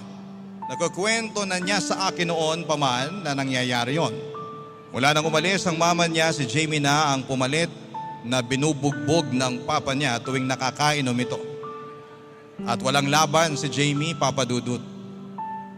Paano ba magkakaroon ng laban ang 10 taong gulang na bata sa isang matandang lalaki? Pero hindi ko naisip na maririnig ko kung paanong walang awang sinaktan si Jamie ng kanyang sariling ama. Hindi ko rin matanggap ang narinig ko. Anong klaseng ama ang kayang saktan ng sarili nitong anak? Lumipas ang ilang linggo, hindi na muling tumawag pa si Jamie. Kinakabahan na ako noon, Papa Dudut, at hindi na nga ako makapag-concentrate sa pag-aaral ko sa kakaisip tungkol sa kaibigan ko. Napansin na yon ni nanay, kaya naman nakwento ko rin sa kanya ang lahat. Naawa si nanay pero wala rin siyang magawa at hindi namin alam ang telephone number at address ni Jamie. Paano namin siya matutulungan? Pero kahit na ganon pa man ay gabi-gabi naming sabay na ipinagdarasal ni nanay ang kaligtasan ni Jamie. Doon lamang ako napapanatag. Dahil ang sabi ni nanay, kapag pinagdasal mo ang isang tao, magpapadala ang Diyos ng mga anghel para protektahan ito. Kaya naman dinamihan ko pa nga ang pagdarasal ko, Papa Dudut, para marami ring anghel ang ipadala ni Lord para kay Jamie. Sana umabot ng 100 anghel ang ipadala niya para wala nang laban pa ang papa ni Jamie. Wala akong ibang hiling noon kundi ang mailigtas ang kaibigan ko sa kamay ng mapang-abuso niyang tatay, Papa Dudut.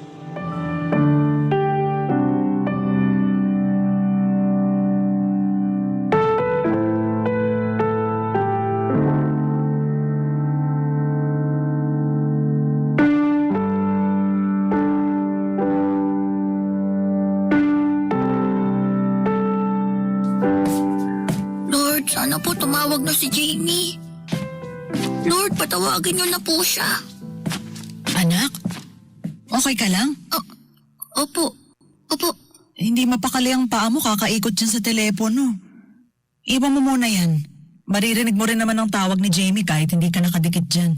Ayoko po umalis dito. Okay lang po ako rito. Anak? Nay, kailangan ko pong hintayin ang tawag ni Jamie. Anak, ilang linggo na rin kasing hindi tumatawag si Jamie. Ayokong malungkot ka sa sasabihin ko, pero baka ayaw na niyang makausap ka. Hindi po. Gustong gusto kaya ni Jamie na tumatawag sa akin. Kasi ako lang kaibigan niya eh. Ako lang nakakaintindi sa kanya. Kaya imposible hindi siya tatawag ulit. Hindi niya ako matitiis. O sige, baka nga tama ka.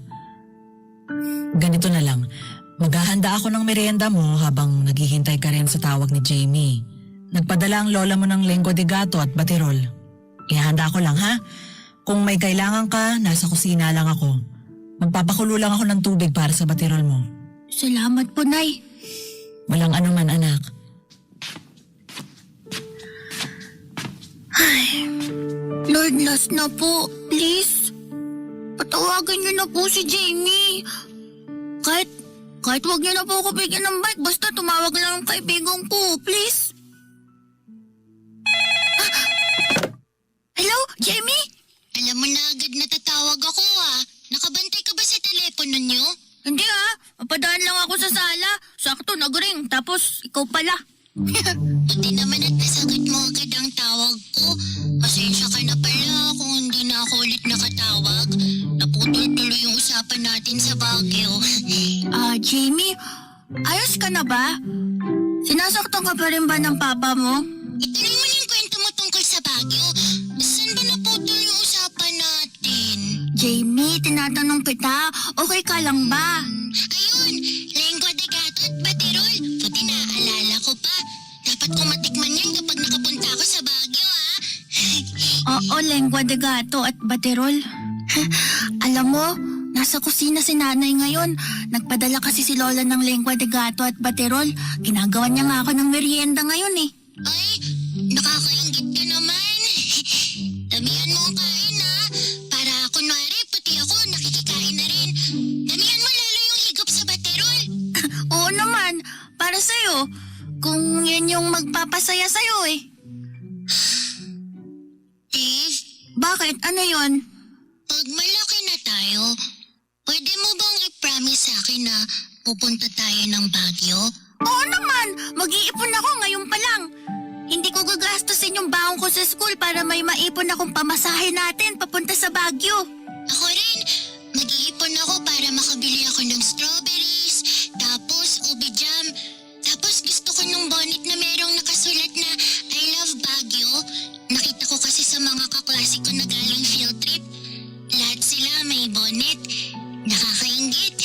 Bibilang kita ng bonnet pati t-shirt mula sa Baguio. Mga kaklase mo naman na maiinggit sa'yo kapag nakita nila yun sa susunod.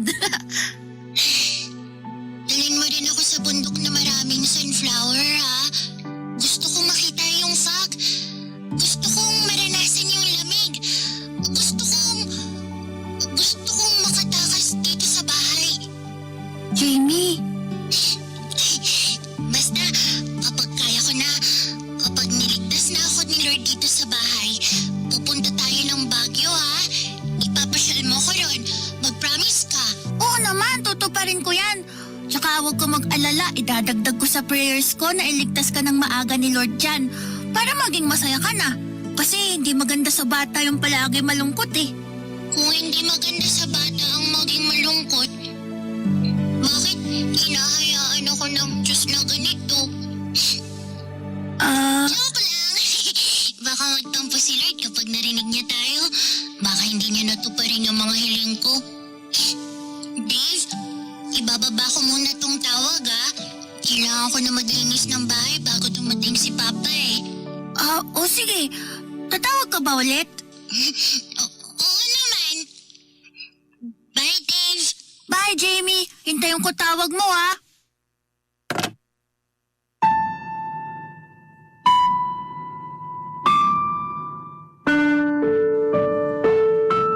Nagsinungaling si Jamie Papadudut.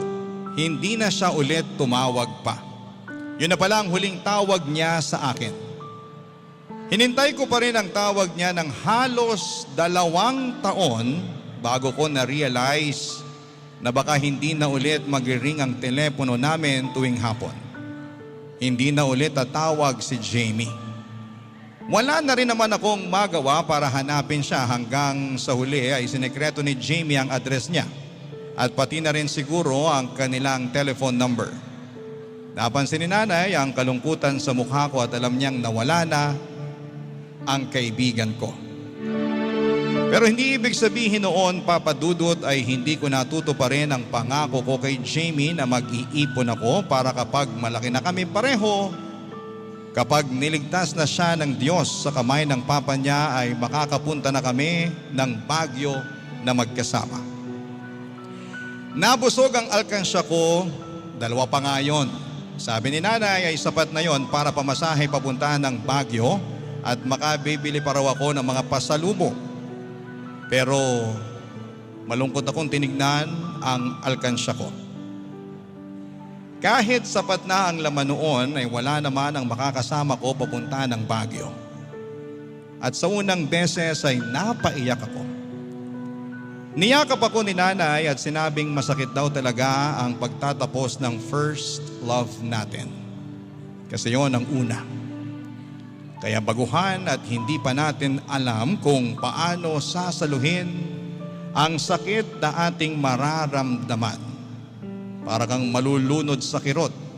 At hindi ko na kinontra si nanay sa mga sinabi niya. Kasi totoo naman. Nasaktan ako sa pagkawala ni Jamie. Sa pagkawala ng aking first love.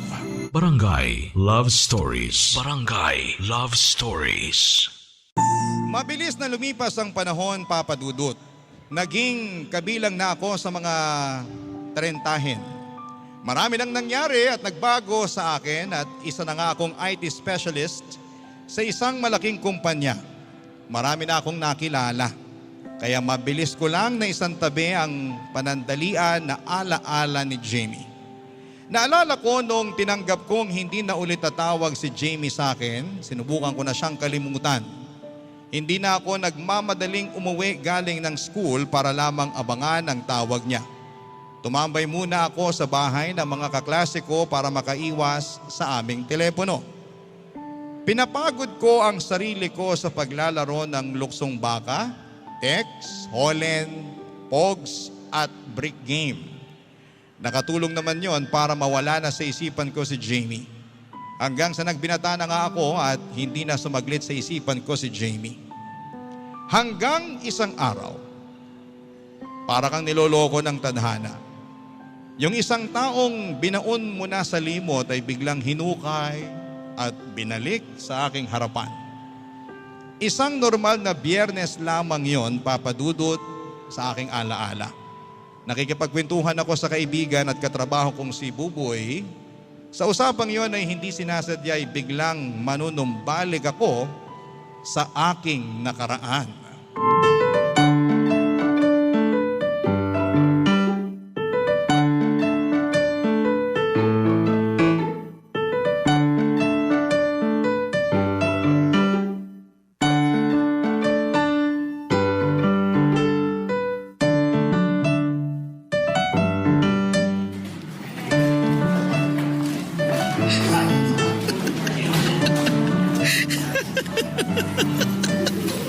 Ano tinatawanan mo dyan? Eto, may pinapanood lang akong short video dito sa social media. Tungkol na naman ba yan sa kabastusan? Ikaw talaga, Buboy. Hindi ka na nagbago. Grabe ka naman. Ganyan na ba talaga tingin mo sa akin? Puro pang bastos na content? Wholesome tong pinapanood ko ngayon, oh. Tungkol saan ba? Yung memories ng mga batang 90s. Oh, uy, ayos yan ah. Sabi sa'yo eh. Alam mo, Dave, nakakatuwa lang balikan tong mga alaala noong 90s, no? Nakakamiss maglaro ng text. Yung tipong dadayo pa ako sa kabilang kanto para makipaglaban. Tapos kapag late kang uuwi sa kakalaro mo ng text, sasabihin sa'yo ng nanay mo, ipapakain ko sa'yo yung text mo! Sa iba yung mga paputok nun eh, no? Tuwing Pasko naalala mo pa yung watusi? Oo. Yung kinikiskis sa pader. O kaya sa sahig. Tapos, tuloy-tuloy na yung pagputok. Oo. Minsan pa, ibabato mo sa kalaro mo yung watusi eh, di ba? Alam mo, nakakamiss din yung mga anime sa hapon, no? Inaabangan natin palagi yun. Kaso minsan, alam mo na, kontrabida ang tatay mo. Gusto ba naman ilipat sa basketball? Kakainis. Meron pa yung isang show sa TV na pinapanood ng mga nanay natin tuwing Sabado ng umaga. Oo. Lagi kong inaabutan yung pagkagising ko eh. Ang iconic lang. Yung song hits noon, naalala mo pa? Paano ko namang di makakalimutan yun? doon ako natutong maggitara. Saka makakahanap ka rin ng textmate doon. Oo pala. Nakasulat yung cellphone number ng mga naghahanap ng textmate sa last page ng song hits. Alam mo nakakatawa dyan? Doon ko nakilala yung first girlfriend ko noong 12 years old ako. Aga mo naman nagka-girlfriend. 12 years old ka lang talaga nun? Nagpanggap pa nga akong 15 years old eh. Madali lang naman magpanggap noon kasi sa text lang kami nagkakausap. Nagsinungaling pa nga ako dati eh. Alam mo ba sabi ko, anak ako ng mayaman at sa private school ako nag-aaral. Pati itsura ko pineke ko rin. Di pa naman uso yung social media noon. Kaya hindi nalaman ng first girlfriend ko na iyon ang totoo. Di man lang kayo nagkita kahit minsan. Di. Di na-booking ako niyan sa pagsisinungaling ko. Nung namimilit na siyang makipagkita sa akin, di ko na siya na-replyan. Kaya ang ginawa ko, pinutol ko na lang yung SIM. At bumili ako ng bago para tigilan niya na ako.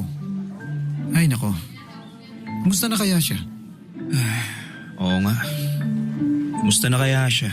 Teka, parang hindi na yung first girlfriend ko yung pinag-uusapan natin dito ah. Parang may iba kang naalala? Hoy, sino yan? May nakaka-textmate ka rin ba noon? Nagpanggap ka rin bang mayaman? Hindi ah. Pero sa telepono ko nakilala yung first love ko. Ano? Naging girlfriend mo ba? Hindi naman lahat ng first love natin nagiging karelasyon natin, di ba? Ah, na-friendzone ka ba? Pwede. Hindi ko alam. Basta isang araw, hindi na lang siya tumawag ulit sa akin eh. Alam mo, palagi kong inaabangan ng tawag niya tuwing uwian sa klase. Mas gusto ko ngang umuwi agad kaysa makipaglaro sa mga kaklase ko nun eh. Kasi gusto ko siya makausap. Masaya niya kausap kahit na malungkot ang buhay niya. Kumusta na kaya siya? Alam mo, ngayon lang kita narinig na nagkwento sa babae. Ibang impact ng babae na yan sa'yo. Bakit di mo siya hanapin ngayon? I-check mo yung social media niya. O kaya yung ibang mga accounts niya. Alam mo Dave, pare, sa teknolohiya natin ngayon, hindi imposibleng mahanap mo ang first love mo.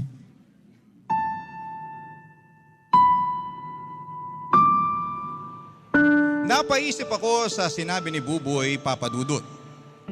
Oo nga naman, ang dami ng paraan para mahanap mo ang isang taong matagal nang nawala sa'yo. Mamimili ka lamang kung anong social media ang gagamitin mo at nabigyan ako ng pag-asa. Siguro i-sign yon upang mabigyan ng paraan para hanapin ko na si Jamie. Baka ito na ang kadugtong ng unfinished business naming dalawa. Naiwan ako sa ere noon at ngayon na naaalala ko ang past namin ni Jamie. Bigla ko na-realize na mananabik ka pala talaga sa isang taong hindi ka binigyan ng closure sa pang-iiwan niya sa iyo sa ere. Kaya naman wala na akong sinayang na oras, Papadudut. Hinanap ko po si Jamie sa Facebook at tiwala lang at pananalig ang meron ako.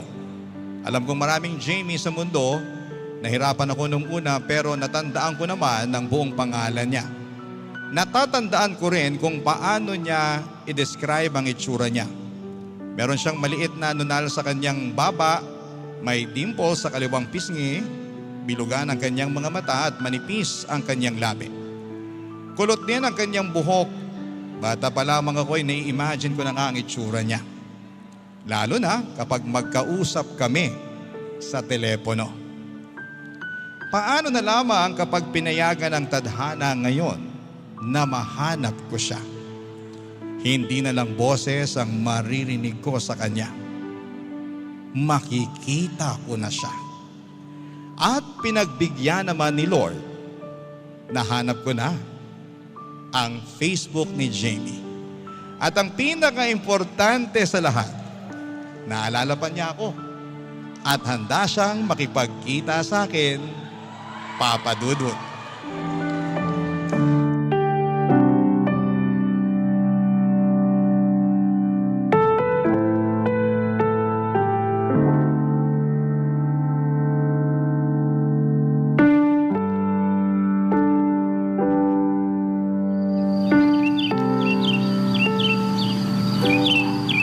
Bakit naman naisipan mong dito sa park makipagkita sa akin? Kasi balita ko, marami raw nagbebenta ng scramble dito eh. Sana makahanap tayo kahit umaga pa. Di ba paborito mo yun? Scramble na maraming gatas? Dati, Ah, ayaw mo na ngayon? Akala ko forever favorite mo na yung scramble. Di ba yun ang kinakain nyo madalas? huwag na natin pag-usapan yan, Dave. Bata pa ako nun eh. 30 na ako ngayon. Marami nang nagbago. Yung mga paborito ko nun, kinalimutan ko na ngayon. Hindi na ako yung batang Jamie na sabik sa scramble. Ah, sorry. Akala ko kasi... Sorry, parang ang sama yata ng pagkakasabi ko. Ah, hindi. Okay lang yun. Ano ka ba? Tama ka naman eh. 30 na tayo. Marami na talagang nagbago sa atin. Ayaw na nga natin na masyadong matamis na pagkain, di ba? Ikaw ba? Ano nang nagbago sa'yo? Marami. Okay. Hindi ko rin naman malalaman kung anong nagbago sa'yo eh. Saglit lang naman tayo nagkakilala nun. Tapos, sa telepono lang tayo nakakapag-usap. Buti ngayon may social media na, no? Pwede na tayong mag-usap at magkita palagi. Hindi ako sigurado dyan eh. Sorry. Siyempre, busy ka na rin pala, no? Adulting. Dave? Bakit? Bakit hinanap mo pa ako? Masama ba? Wala lang. Ilang dekada na rin kasi nung huli tayo nagkausap. Tsaka diba, dapat wala lang yun. Mga bata pa tayo nun eh. Akala ko nga nakalimutan mo na ako. Ikaw ba? Nakalimutan mo ako? Umuwi ka pa rin ba ng Baguio? Hindi na eh. Binenta na kasi yung bahay ng lolo at lola ko ron nung namatay sila. Ganun ba? Sorry Hindi, okay lang yun. Matagal na rin naman nung namatay sina lolo at lola. Parang 1 taon pagkatapos mo akong i-ghost. Masama ba loob mo na hindi na ako tumawag ulit sa'yo? Hindi naman. Nagulat lang siguro. Pero hayaan mo na yun. Bata pa kasi tayo nun eh. Pero sorry pa rin Bakit nga ba hindi ka na tumawag ulit? Kasi... Ay, saglit lang Dave Tumatawag yung boyfriend ko. Sagutin ko lang. Sige lang. Sorry, saglit lang to.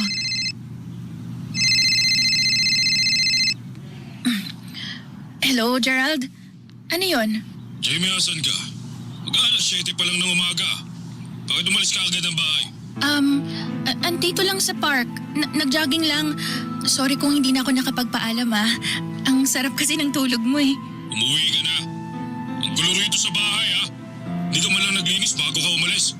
Sorry, lilinisan ko na lang yan mamaya pag uwi ko. Kumusta yung hangover mo? Sumasakit pa rin ang ulo ko. Kaya umuwi ka na. Matutulog lang ulit ako. Pagkagising ko mamaya dapat nandito ka na. Dapat nakapagluto at nakapaglinis ka na rin Sige na.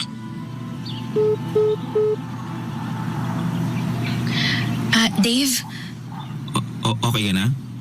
Tara sa Baguio? Sige. Kailan? Ngayon na. Teka, sigurado ka? Oo, sigurado ako.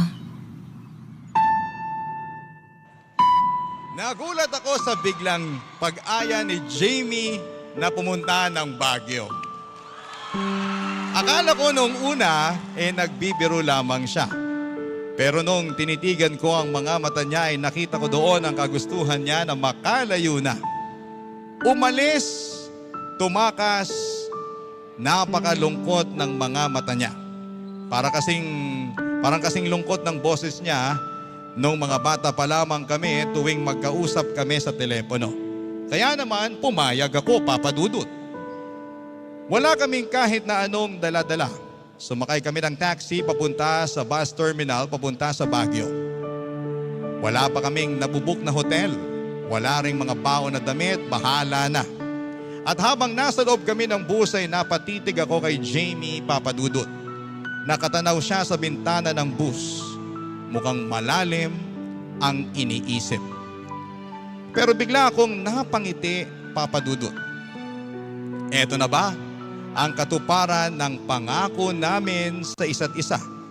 Na kapag lumaki na kami, pupunta kami sa Baguio nang kaming dalawa lamang ang magkasama. Barangay Love Stories. Barangay Love Stories. Makalipas ang halos 5 oras ay nakarating na kami ni Jamie sa Baguio ng magkasama. Napabili kami ng makakapal na jacket sa ukay-ukay na kung tawagin ang mga taga Baguio ay wagwagan. Tulad ng pinangako ko sa kanya ay binilhan ko rin siya ng bonnet at t-shirt na merong nakaprint na I Love Baguio. Natatawa na lamang kaming binalikan ang mga usapan noong mga bata pa lamang kami. Naganap din kami ng pinipiknikan para mainitan or pinikpikan para mainitan ang sikmura namin lalo't umuulan pa noon. Pagkatapos ay naghanap din kami ng lengua de gato at baterol bilang panghimagas at habang nagpapahinga ay napadpad kami sa isang coffee shop at doon tumambay. Sa coffee shop na yon ay nakapag-usap kami tungkol sa nakaraan, Papa Dudut. Hindi ko alam kung napansin ni Jamie pero biglang umaliwalas ang kanyang mukha. Malayo sa itsura niya nung una kaming nagkita sa parke. Parang bumalik yung masiyahing si Jamie. Nakangiti na at mas bumagay sa mga mata niyang bilugan. Lalo siyang gumanda sa paningin ko, lalo na noong lumapad ang ngiti niya at lumabas ang dimple niya sa kaliwang pisngi. Bigla ko na-imagine kung ano ang itsura niya noong bata pa lamang kami. Nakakatuwa, mas lalong umaliwalas ang mukha niya kapag binabalikan ang mga pangako namin noong bata pa lamang kami, Papa Dudut.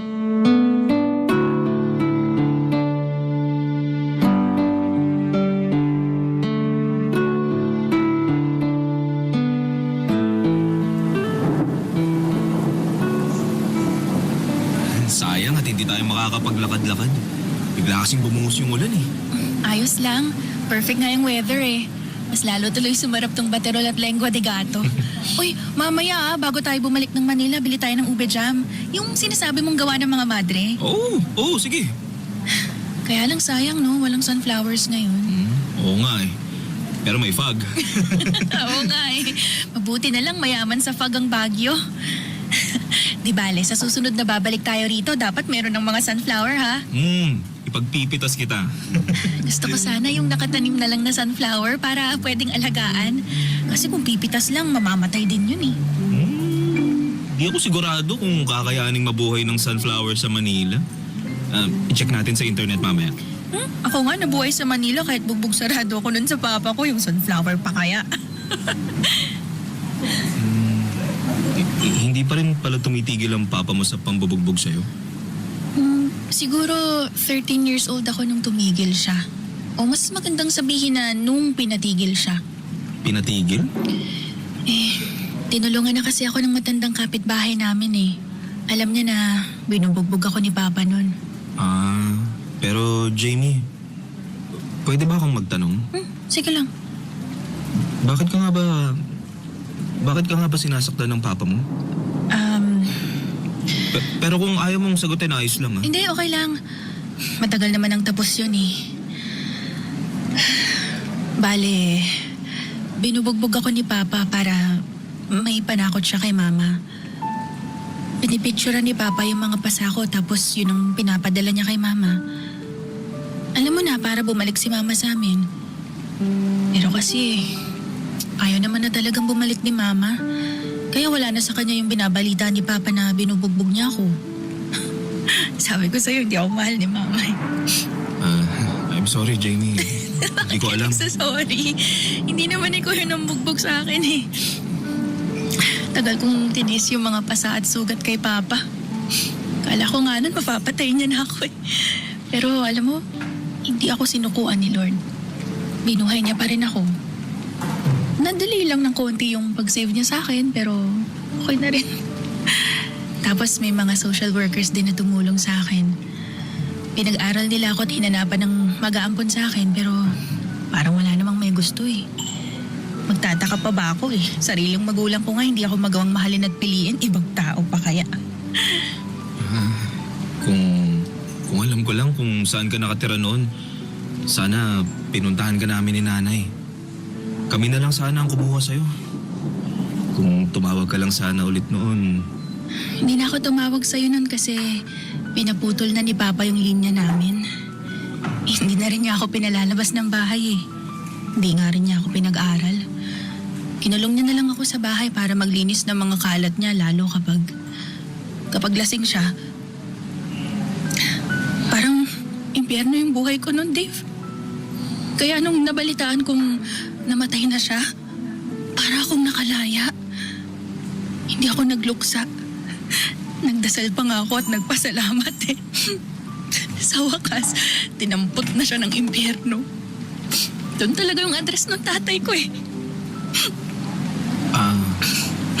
Pero... Kumusta ka ngayon? Ayun. Akala ko nakawala na ako sa tatay ko. Anong ibig mo sabihin? Parang nabuhay lang yung katauhan ng tatay ko sa boyfriend kong si Gerald eh. Teka, wag mo sabihin... Tulad ni Papa, binubugbog din ako ni Gerald. Lasinggero din. Alam mo ba nakakatawa pa doon? Kaedad niya pa si Papa. 50 years old. Teka, bakit hinahayaan mong mangyari ulit yan sa'yo? Hindi ko nga rin alam eh. Pero alam mo, may nabasa kasi ako sa internet. Yung mga napipili raw nating karelasyon, yun yung mga sumasalamin sa unresolved issues natin sa mga magulang natin. Kaya nga may daddy issues, di ba? Kasi doon tayo komportable at nasanay. Doon tayo pamilyar. Kaya kahit alam nating toxic, hindi tayo umaalis. Kaya ba hindi ka makaalis-alis kay Gerald? Uy, tumila na yung ulan, no? Tara na, masarap maglakad-lakad nito. Hanap tayo ng fog.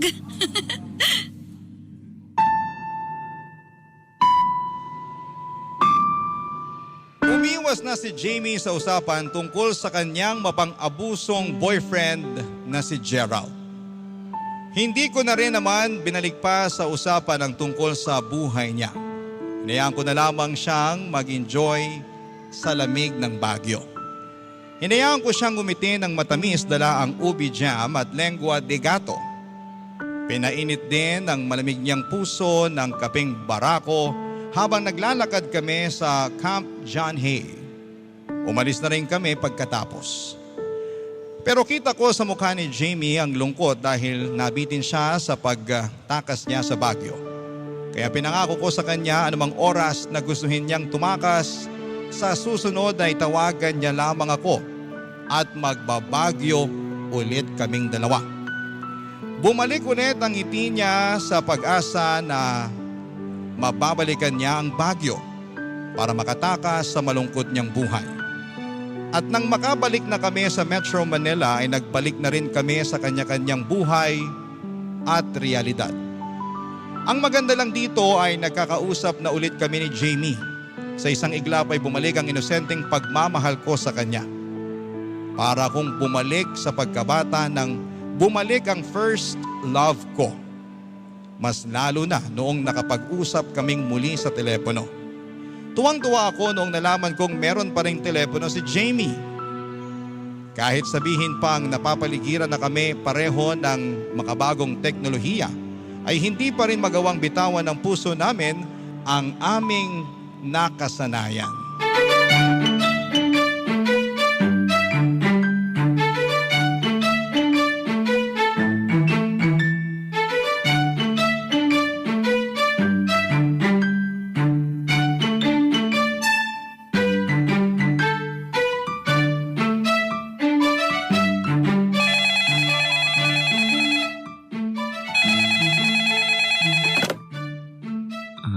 Hello? Hulaan mo kung sino to.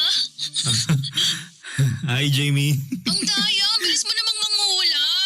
Kilala ko na yung boses mo. Walang pinagbago ng mga bata pa lang tayo. Boses mo lang yung nagbago. Ang lalim na bigla ng boses mo ah. Dati ang tinis eh. Talo pa yung pusa. Siyempre, binata na ako. Malaki at malalim na ang boses ko, no? Mabuti na lang talaga meron pa ring telepono ngayon. Para akong bumalik sa pagkabata ko. Mabuti ka mo at libre na tong telepono dahil sa internet na pinakabit ko. Hindi ko nga nagagamit eh. Ngayon pa lang, dahil sa'yo. Uy, parang gusto ko ng scramble. Oh, wala ko ba ayaw mo na ng scramble? Ay, ewan ko ba? Parang bigla akong natatakam sa pink na scramble na maraming gatas sa ibabaw. Tapos maswerte pa kung mayroong maliliit na marshmallow na kasama, no? Ay, nako, perfect talaga yun. Sige, sa susunod na magkikita tayo, hahanapan kita ng scramble. Promise mo yan, ha? Oo naman, akong bahala. Baka hindi mo to pa rin. Sa pagkakatanda ko, lahat ng pinangako ko sa'yo, tinupad ko ngayon. Nagbagyo tayo, kumain ng pinikpikan, lengua de gato, baterol, ubi jam. Tapos nagpahamog pa tayo. Oh, binilan din kita ng bonnet at t-shirt, di ba? Except yung sunflower. Soon. Abang ka lang kasi. Kasabay na yan ng scramble na pink. Hindi kita nakikita pero ramdam ko bigla ka nalungkot, no? Ayos ka lang? Dave, minsan ba naisip mong takasan na yung buhay mo ngayon? Paano takasan?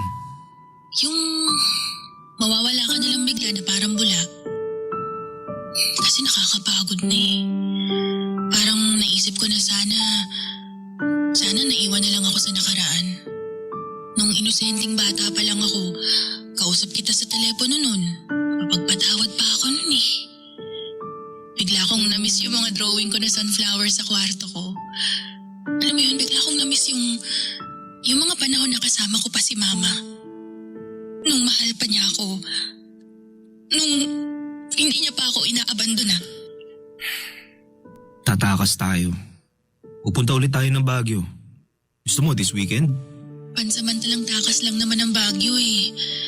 Babalik pa rin naman ako sa realidad pagkatapos nun. Ano pa ba yung takas na gusto mong mangyari? Gusto ko yung... Jamie! Gerald! Kanina pa ako tumatawag sa'yo, di ka sumasagot. Naiwan ko sa kwarto yung cellphone ko eh. Sino ba yung kausap mo sa telepono? Ha? May lalaki ka, ha? Wala! Sinungaling! Jamie! Jamie! Bitawan mo ako! Jamie, ano nangyayari dyan? Ayos ka lang ba? Nasasaktan ako! Sasaktan ka talaga sa panloloko mo sa akin? Huwag mo na akong saktan, Gerald! Sorry na! Sorry na! Sorry! Jamie! Jamie! Jamie! Dave! Dave! Tulungan mo ako! Hello? Hello? Sino to? Ikaw ba ang lalaki ni Jamie, ha? Ha? Ha?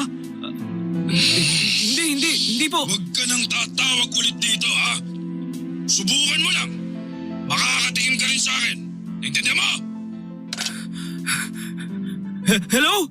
Hello? Hello, Jamie? Jamie!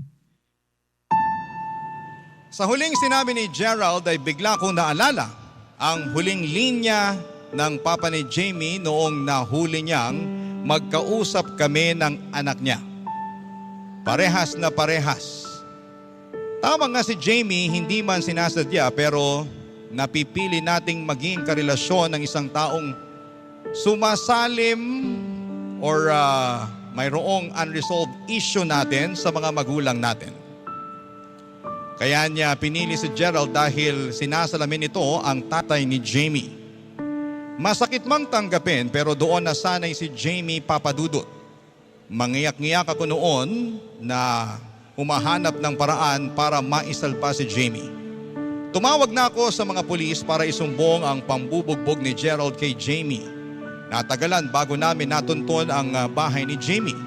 At noong napuntahan na namin, nakita na lang po namin si Jamie na nakahiga sa sahig at walang malay. Ngunit wala si Gerald ng mga panahong yon. Agad naming inasikaso si Jamie at dinala sa ospital. Papadudot, laking pasalamat ko sa Diyos at hindi naman napuruhan ang kaibigan ko. Ang babaeng pinakamamahal ko. Maliban sa ilang sugat at pasa ay nasa maayos na kalagayan naman si Jamie. Kinailangan niya ng pahinga sa katawan at higit sa lahat ay pahinga ng puso at isipan. Mula noon ay hindi na ako umalis sa tabi ni Jamie, Papa Dudut. Ginawa ko ang lahat para matunton ang tinataguan ni Gerald. Humingi ako ng tulong sa mga kamag-anak, kaibigan at mga kinakaukulan. At makalipas nga ang ilang linggong paghahanap sa kanya ng mga otoridad ay nahuli din ang walang hiyang tao na yon. At pagkatapos ng ilang hearing ay tuluyan na siyang nakulong. Napakatindi ng kaso laban sa kanya. Tulad ko ay naglakas din ng loob si Jamie na lumaban at kahit papaano ay masasabing nagtagumpay para mabunot ang isang malalim na tinik sa dibdib ko. At higit sa lahat ay nagdulot ito ng katahimikan ng kalooban ni Jamie.